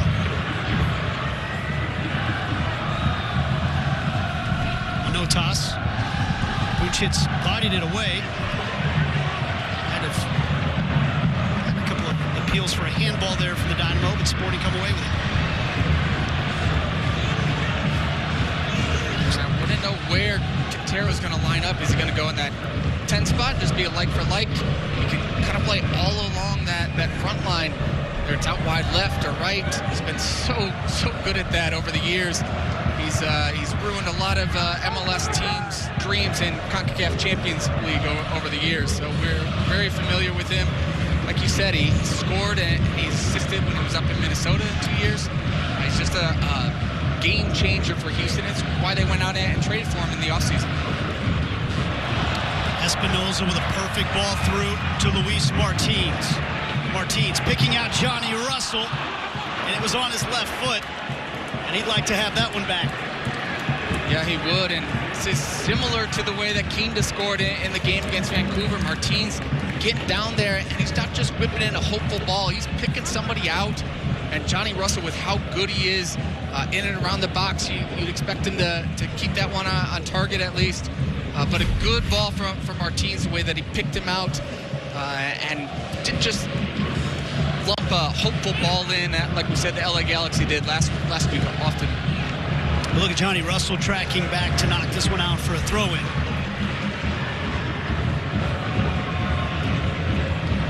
Well, we had an event this week at Children's Mercy Park to welcome a new partnership for Sporting Kansas City, Compass Minerals, with that patch on the sleeve you might see on their jerseys. And as a part of the event, Peter Vermees agreed to answer some questions from some of the people who worked at Compass Minerals. And one of the questions was about how, yeah, it was a great 3-1 victory in Vancouver, but how come we didn't see more from Johnny Russell in the game? Which we thought was pretty interesting, because obviously Johnny Russell has been the two-time Offensive Player of the Year for Sporting Kansas City. You know he's going to be there when it comes to goals and assists through the course of this season. He's showing it again here tonight.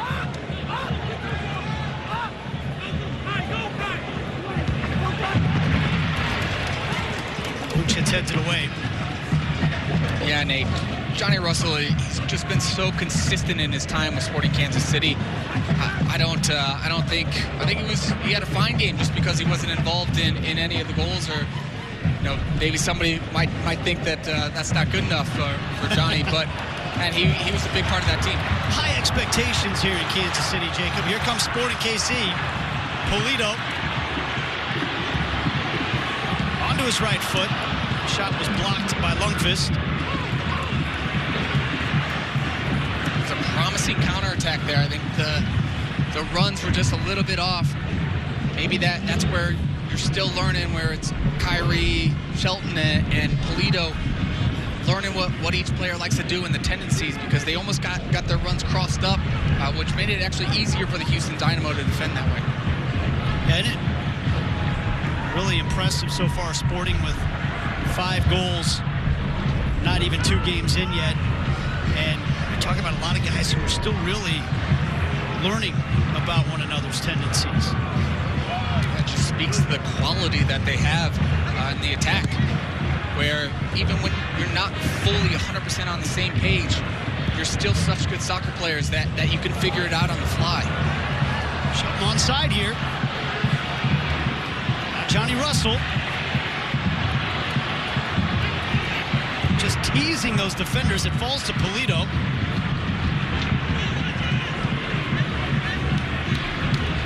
Here's Martins. He'll have a go with the left foot, and it pings off the bar. Well, right off the right-hand post of the goalkeeper, Luis Martins. We've seen him hit those in training, Nate. He's got a shot on him. He lines this one up, smacks it off the post. I'm not sure if Marich had that covered or not. We'll see here.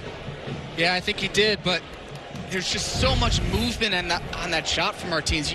It's hard to teach that. Now let's check in on the sideline with Carter standing by with Peter Vermees. Peter, an hour gone. We talked about the goals at halftime. What have you liked from your team's performance so far? What are you guys doing well out there? Actually, I think we started. I mean, they've come out a little bit more with a little more pressure on us, and so they're getting a little bit better with possession right now, and we need that. We need to move the ball a little bit quicker because they're trying to eye it on us and trying to catch us in these areas. But we got to open the game. We got to open the game. Thanks, Peter. Open the game, says Peter Vermees, and we've seen that over the last maybe 10 minutes or so. Jacob Sporting all of a sudden getting more chances again here in the second half.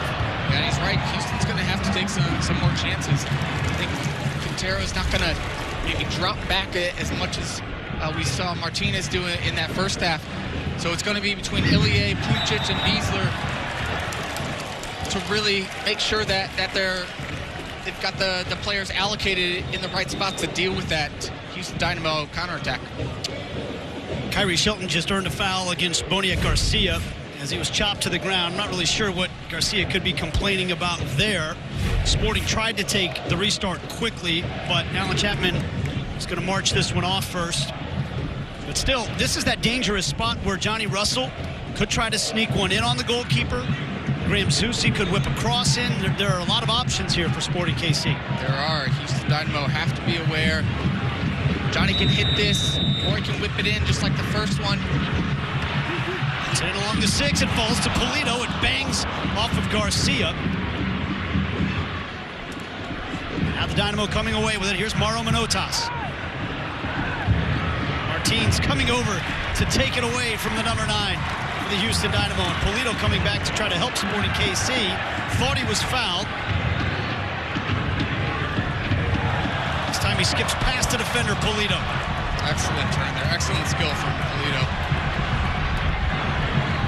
Johnny Russell knocked to the ground. He gets it to Polito. Polito puts it across for Kinda, and Kinda snaps it home. It's 3-0.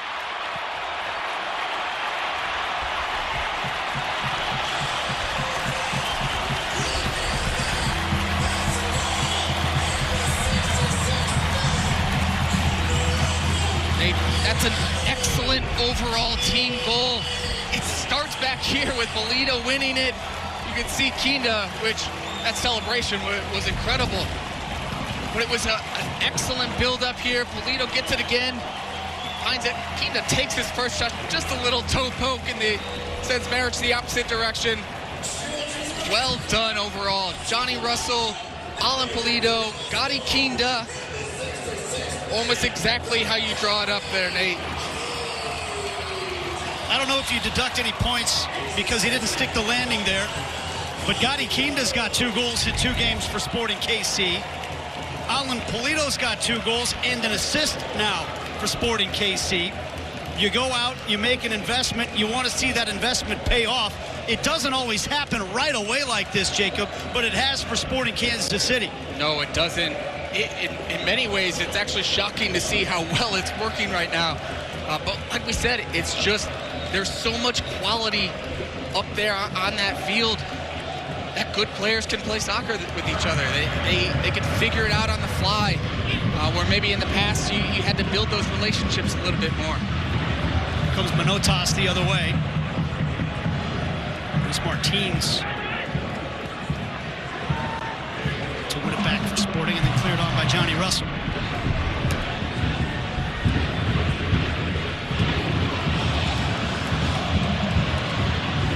Lundqvist just turned right into Kyrie Shelton, and here he comes. Shelton has a goal right at the goalkeeper, who had to put up his hands in self-defense to knock that one away. Sporting might not be done here. Johnny Russell to Polito. Back to Russell. You know he wants in on the act. Figueroa with a potentially goal-saving tackle that time.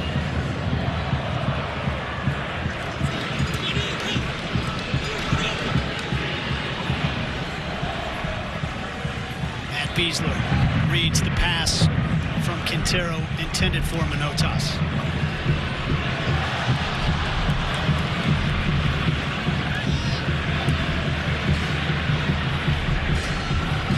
deal here, Nate. Everybody's trying to get in on the action, right? Whether it's Johnny Russell or Kyrie Shelton, maybe guys who haven't been on the score sheet yet, but have put in good performances. They just got to be careful here. One goal can make Houston feel like they have a chance, where right now 3-0, this game's over from Sporting Kansas City's perspective.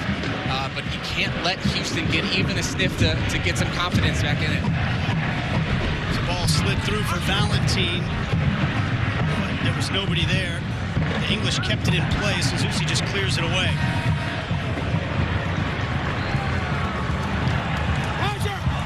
Well, and you know these Sporting KC players, as we talked about before, they want to get that clean sheet for Tim Melia, which would be a record setter. Yeah, Nate, and through 69 minutes here, they've really deserved this 3-0 win. They have to make sure that they're calm in the back, they don't give anything away, and ultimately you want to keep that 0. That's the most important thing. If you can go and score 4 or 5 goals, great. But number one priority for Kansas City will be keeping that 0 on the scoreboard.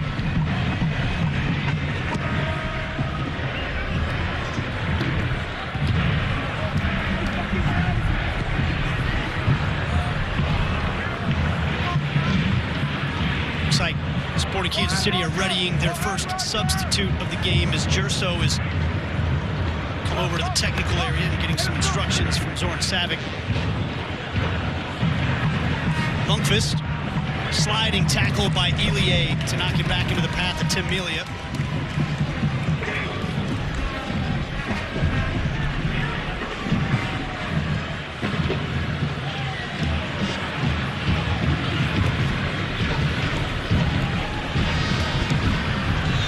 Espinoza looking for the diagonal to Graham Zusi.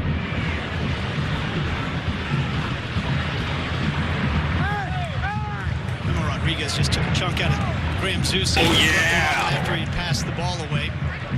Could be a little frustration boiling up from the Dynamo at this point. 20 minutes remaining plus stoppage time. Sporting with a commanding 3-0 lead.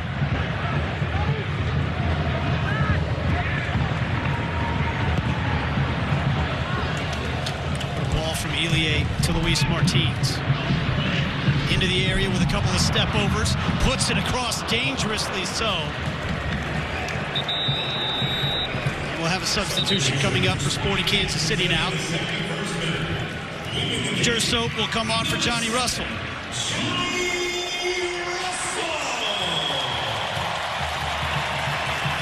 Johnny Russell, as a part of the new IFAB rules of the game, will exit on the closest touch line, which was right behind the goal. So Jerso's on, Johnny Russell's off.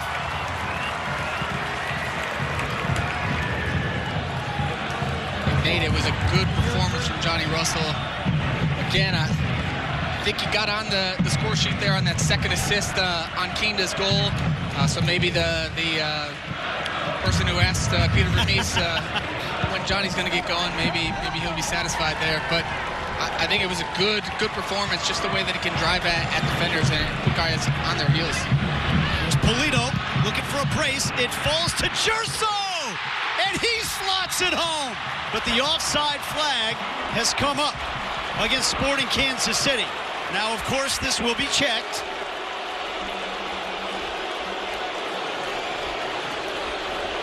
Nate, it was hard to tell from up here. It all started from that run by Shelton.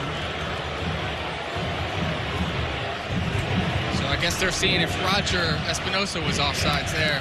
Yeah, that'd be the only person involved there who could have been offside on that sequence. All these plays are checked. The referee's assistants are instructed to keep their flags down until the conclusion of the play. And it is Roger Espinosa, the suspected guilty party on the offside here. Chico Grajeda is the video assistant referee who's taking a look at it. We're going to have a substitution while we wait. Tommy McNamara is going to sub off. Here we go. Is he offside there?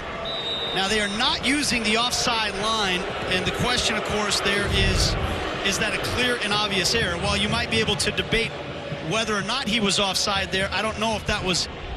I think you'd have a tough time saying that's a clear and obvious error because it was so close. Yeah, that looked really close for me, Nate, and yeah, because they're not using the line across the field, which I actually think makes sense with so many different stadiums. It's hard to make sure that line is perfect in every one around MLS.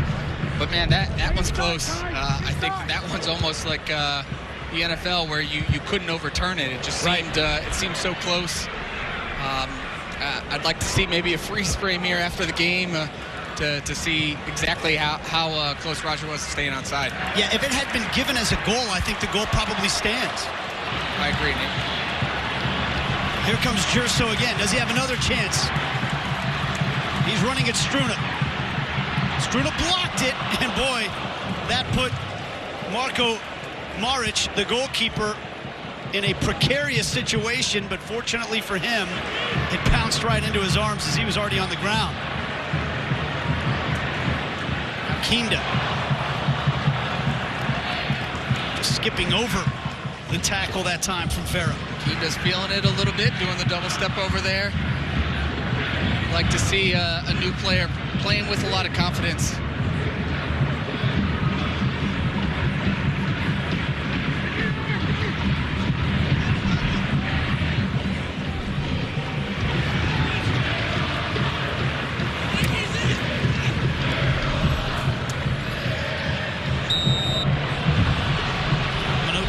Fouled here by Punchitz. U.S. Bank is a proud partner of Sporting KC. U.S. Bank, the power of possible. Member FDIC, equal housing lender. Another substitution for Sporting Kansas City. Gianluca Busio will come on for Gadi Kinda, who has yet another goal. 2 goals in 2 games for Kinda as an SKC man. And his night is done.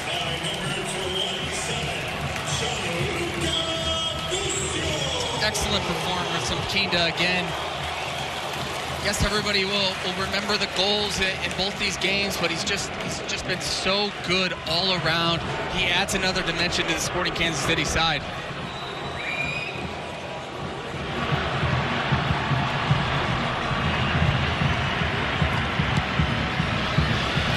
Now Busio has it with a chance to run at this Dynamo defense. Straight down the middle, Busio. Tripped up, stays with it. Finally earns the foul. That is so difficult to do when you come on as a sub. All of a sudden the ball's at your feet and you're making a 50, 60-yard run. Actually, good tackle there from Bear, but look at this reaction from Busio. Gets up. Boniek Garcia kind of comes through him, but man, as such a young player, for Busio to do that, to have the confidence to pick up that ball in his defending half and drive with it and be aggressive and try to take on Vera, and that's why everybody's so high on him, because he has that, which not a lot of players do. He still doesn't turn 18 years old until May. Gerso, set piece. Quintero knocks it out for a corner. It's wild just how mature he is at such a young age. At 17 years old. Most players are still in high school, maybe their junior or senior year, and he's out here playing in front of 19,000 fans and doing it at a high level. It's very impressive. He's fun to watch on set pieces as well. Puts this one in, and it's knocked home by Kyrie Shelton. It's all Sporting Kansas City now. Hey, you said it. Busio whips in such a good ball on set pieces. This is perfect. Kyrie almost, it surprises him. It falls down onto his lap, takes a touch and knocks it in, but Busio there, he created that foul, which then led to the corner kick, and he just whips in such a good ball that Houston Dynamo can't deal with it. Kyrie, what a reaction though. It hits him, doesn't know a lot about it, and we've seen players who can't react that fast. The fact that Kyrie can get his leg up there, yes, the Maric was out of position at that point, but it's such a difficult skill that a lot of people out there probably won't realize. Well done to Kyrie Shelton and Gianluca Busio as well. Michael Salazar is going to sub into the game. The Dynamo here. Well, the last time Kyrie Shelton scored a goal for Sporting KC, it was against the Dynamo in June of 2018. That goal capped a come-from-behind 3-2 victory. Sporting had fallen behind 2-0 in that game. They scored 3 goals in the second half, capped by Kyrie Shelton in the 88th minute to win it 3-2. That was one of the games that really typified what a special season 2018 was. This time around, of course, Kyrie's gone to Germany and now back to Sporting Kansas City. His first goal back with SKC, a very different feeling. This time, it is the icing on the cake in what is a 4-0 scoreline for Sporting KC. And it's well-deserved from Kyrie Shelton. Talked about it the pregame all week long. Coaching staff talked about it, just how good he was in Vancouver, and he didn't get his reward. Today, again, another really solid performance from Kyrie Shelton, and I'm happy for him that as a forward, yes, you always say, oh, it doesn't matter if we score, but hey, it feels great to score. There's nothing like it, and that's well-deserved from Kyrie.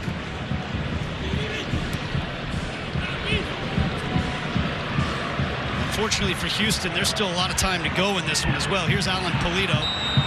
Busio got taken down again and earns another foul for SKC.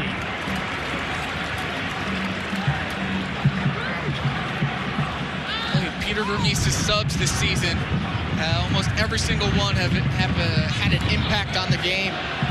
Within Vancouver, Gerso and Hurtado and Busio, and then today, Busio again with the assist. Looking like a genius down there.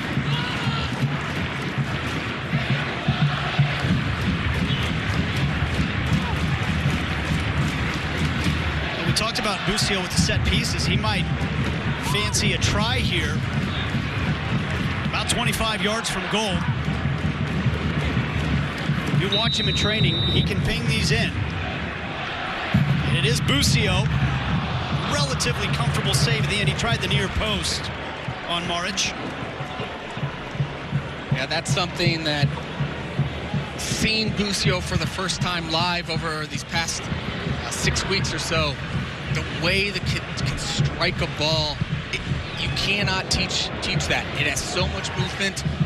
He's so consistently good at hitting it in the same spot too. I think Houston Dynamo and Maric kind of let off the hook because of how much quality Busio has on those set pieces in and around the box.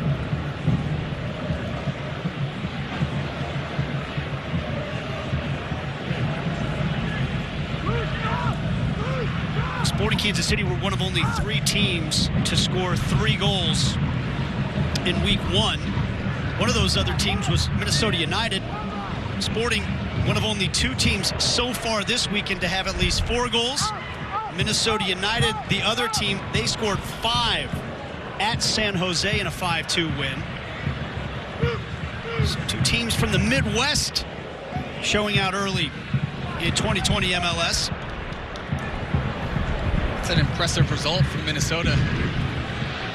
Both of those at Portland and at San Jose. That's difficult to go all the way out there on the West Coast. Kyrie Shelton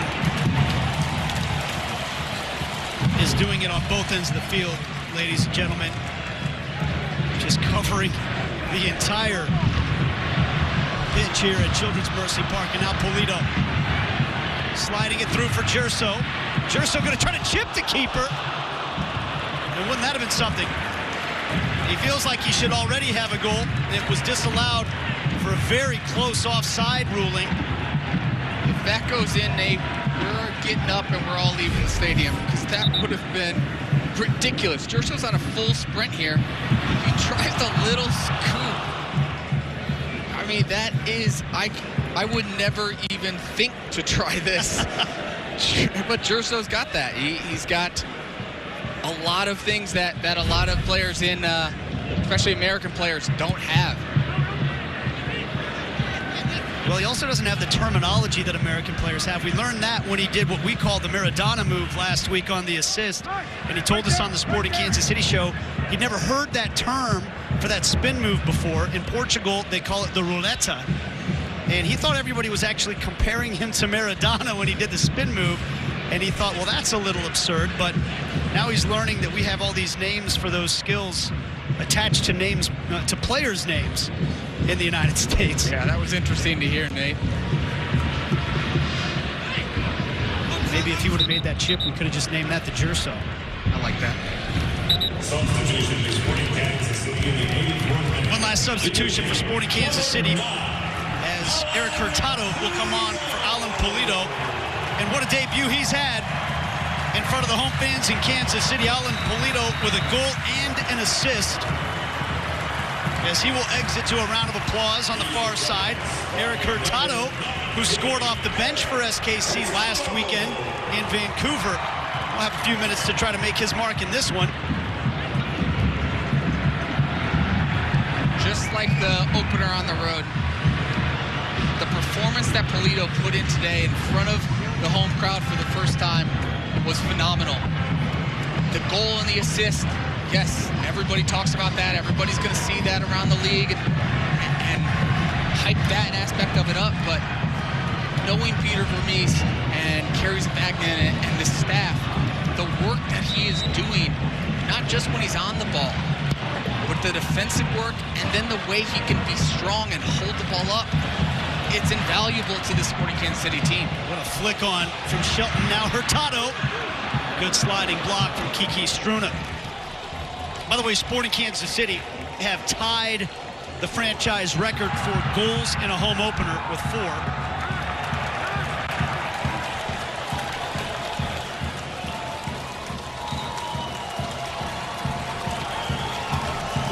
And I wouldn't be shocked if there's one more, to be honest. Just the way that Houston, it almost seems like they've given up.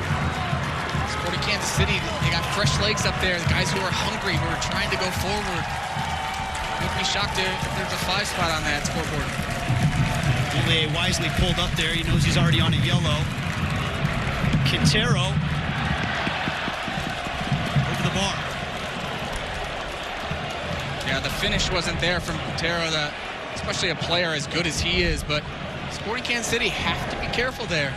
Yes, it might not have impact on this game, but look at this. I mean, it's Martins 1-on-3 almost, and Quintero blows that chance by hitting it over. But Sporting Kansas City just have to be a little bit more cognizant and aware that Houston Dynamo can still break with their attacking players. Again, Tim Melia is just under 5 minutes plus stoppage time away from his 46th career clean sheet, which would move him past Jimmy Nielsen for the all-time record in club history. Espinoza won it in the midfield. Gerso's running right at Kiki Struna now.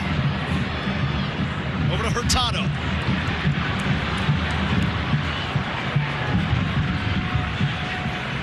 Now Roger. Sporting will go ahead and possess the ball for a moment here. Good decision there from Illier, just to knock it out wide. There's a lot of Houston Dynamo players there in the middle of the field. Again, just switching side to side. You're down 4-0. The last thing you want to do is run it side to side. You're just going to chill. Sporting Kansas City can see this game out pretty easily if they just keep moving the ball. Shelton's just got it on a string right now.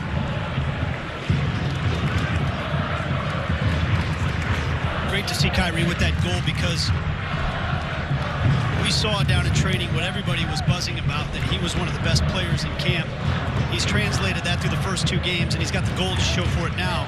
But he doesn't even need the goal, really. His teammates all appreciate what he's brought to the table through these first 2 games.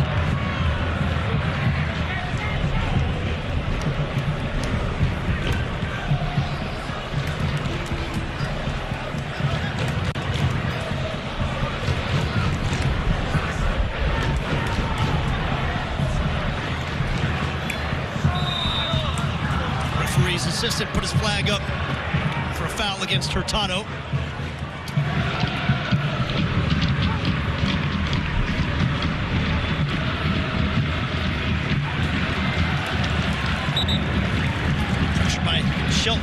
forces Figueroa to play it out.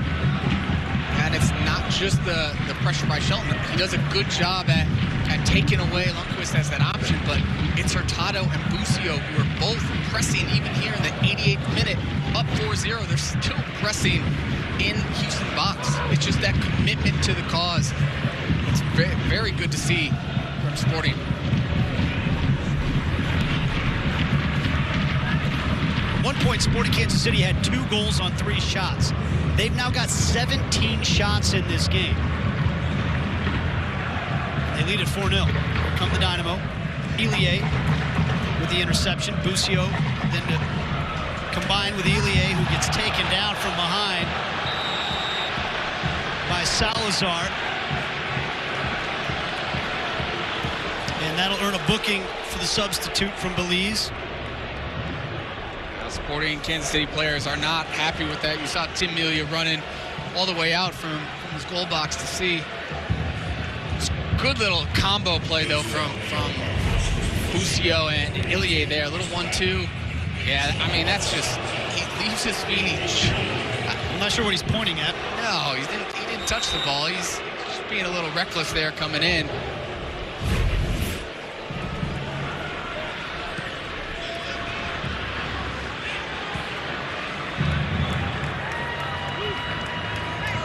Into the 90th minute. It's been all Sporting Kansas City here tonight.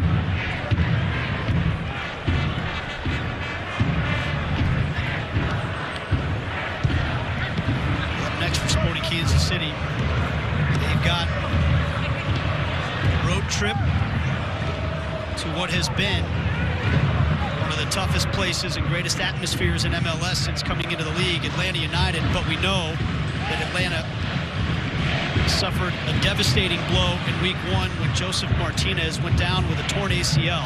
They did get a win today, though, by the way, so they still have some high-priced players. This ball's in for Hurtado. Oh, he tried to redirect it. It's going to be out for a goal kick.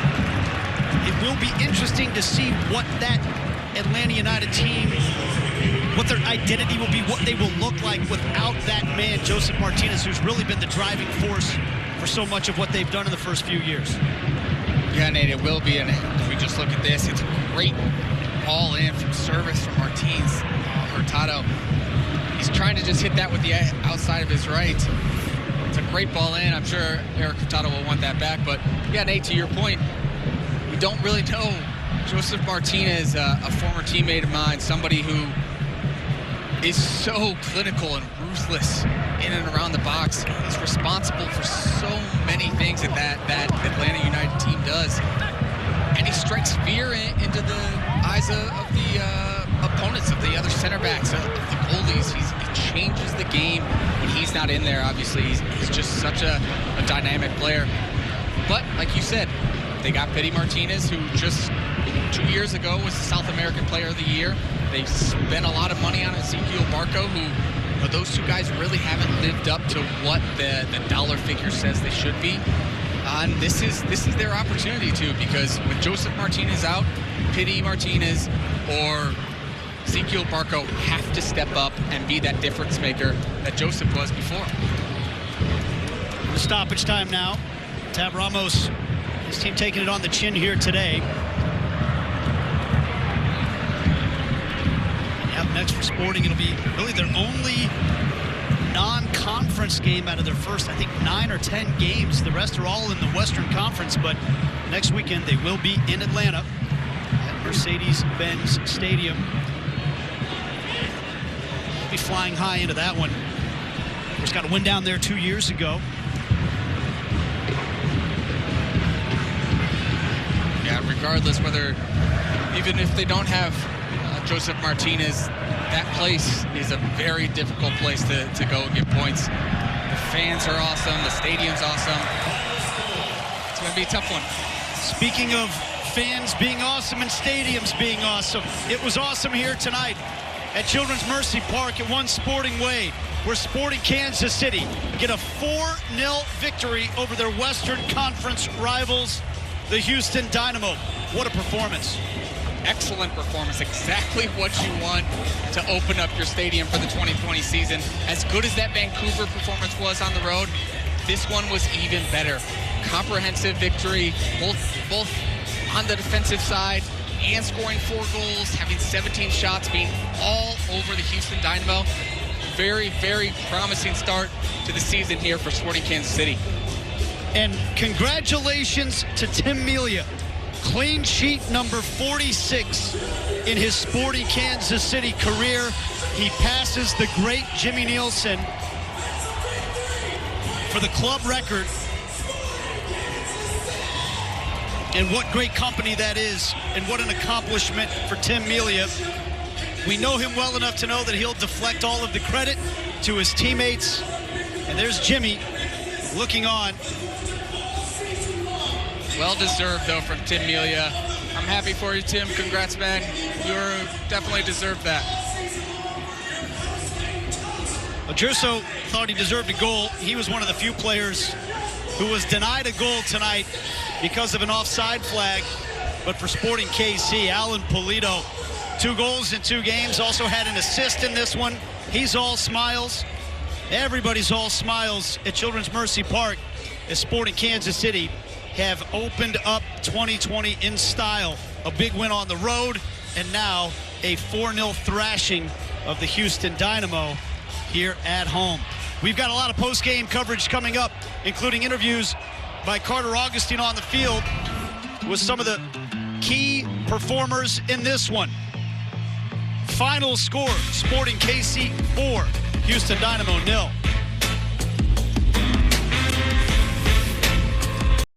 Hey, got the dub. I will bring back the after coverage or whatever. If they do show it, I'm not sure if they're showing it or not, but I don't know. It says your stream is, or it says your event has ended. But I guess I will end it here. Thank you everyone for stopping by. Thank you for all the subs. I appreciate it. That was fun. 4-0. Kansas City looking strong. Yeah, super pumped for this year. Excited for it. Anybody want to hang out? I'm back like this. I'm glad you like it, Carmen. Well, Brady, yeah. We got the Sporting Kansas City win and the KU win today. We're happy. It's a good day to be a Kansas fan because you have to remember Sporting KC is on the Kansas side. So, yeah, great day to be a Kansas fan. Anybody else need anything for me before we go? And I don't know when I'll be streaming next because, again, I got a work thing I got to go to. And I don't know when I'll be back exactly. But if you're not following my Twitter, make sure you do so. That way, and I'll tell you kind of on there, like, hey, planning on doing this stream. That way you guys kind of know. How was Gatti Kiedis play? Really good.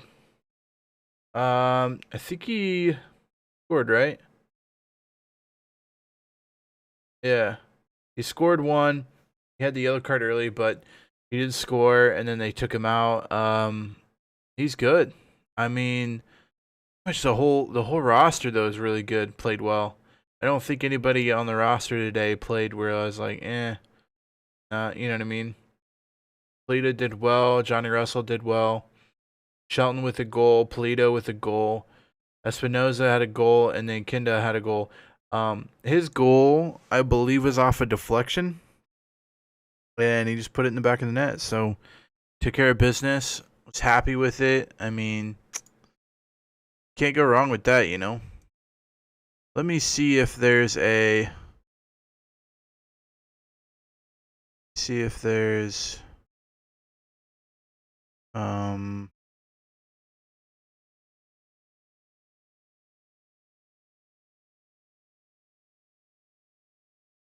See if I can get.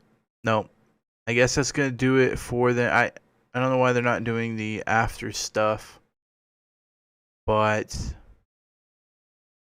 oh well. All right, thank you everyone for stopping by, and I will catch you guys later.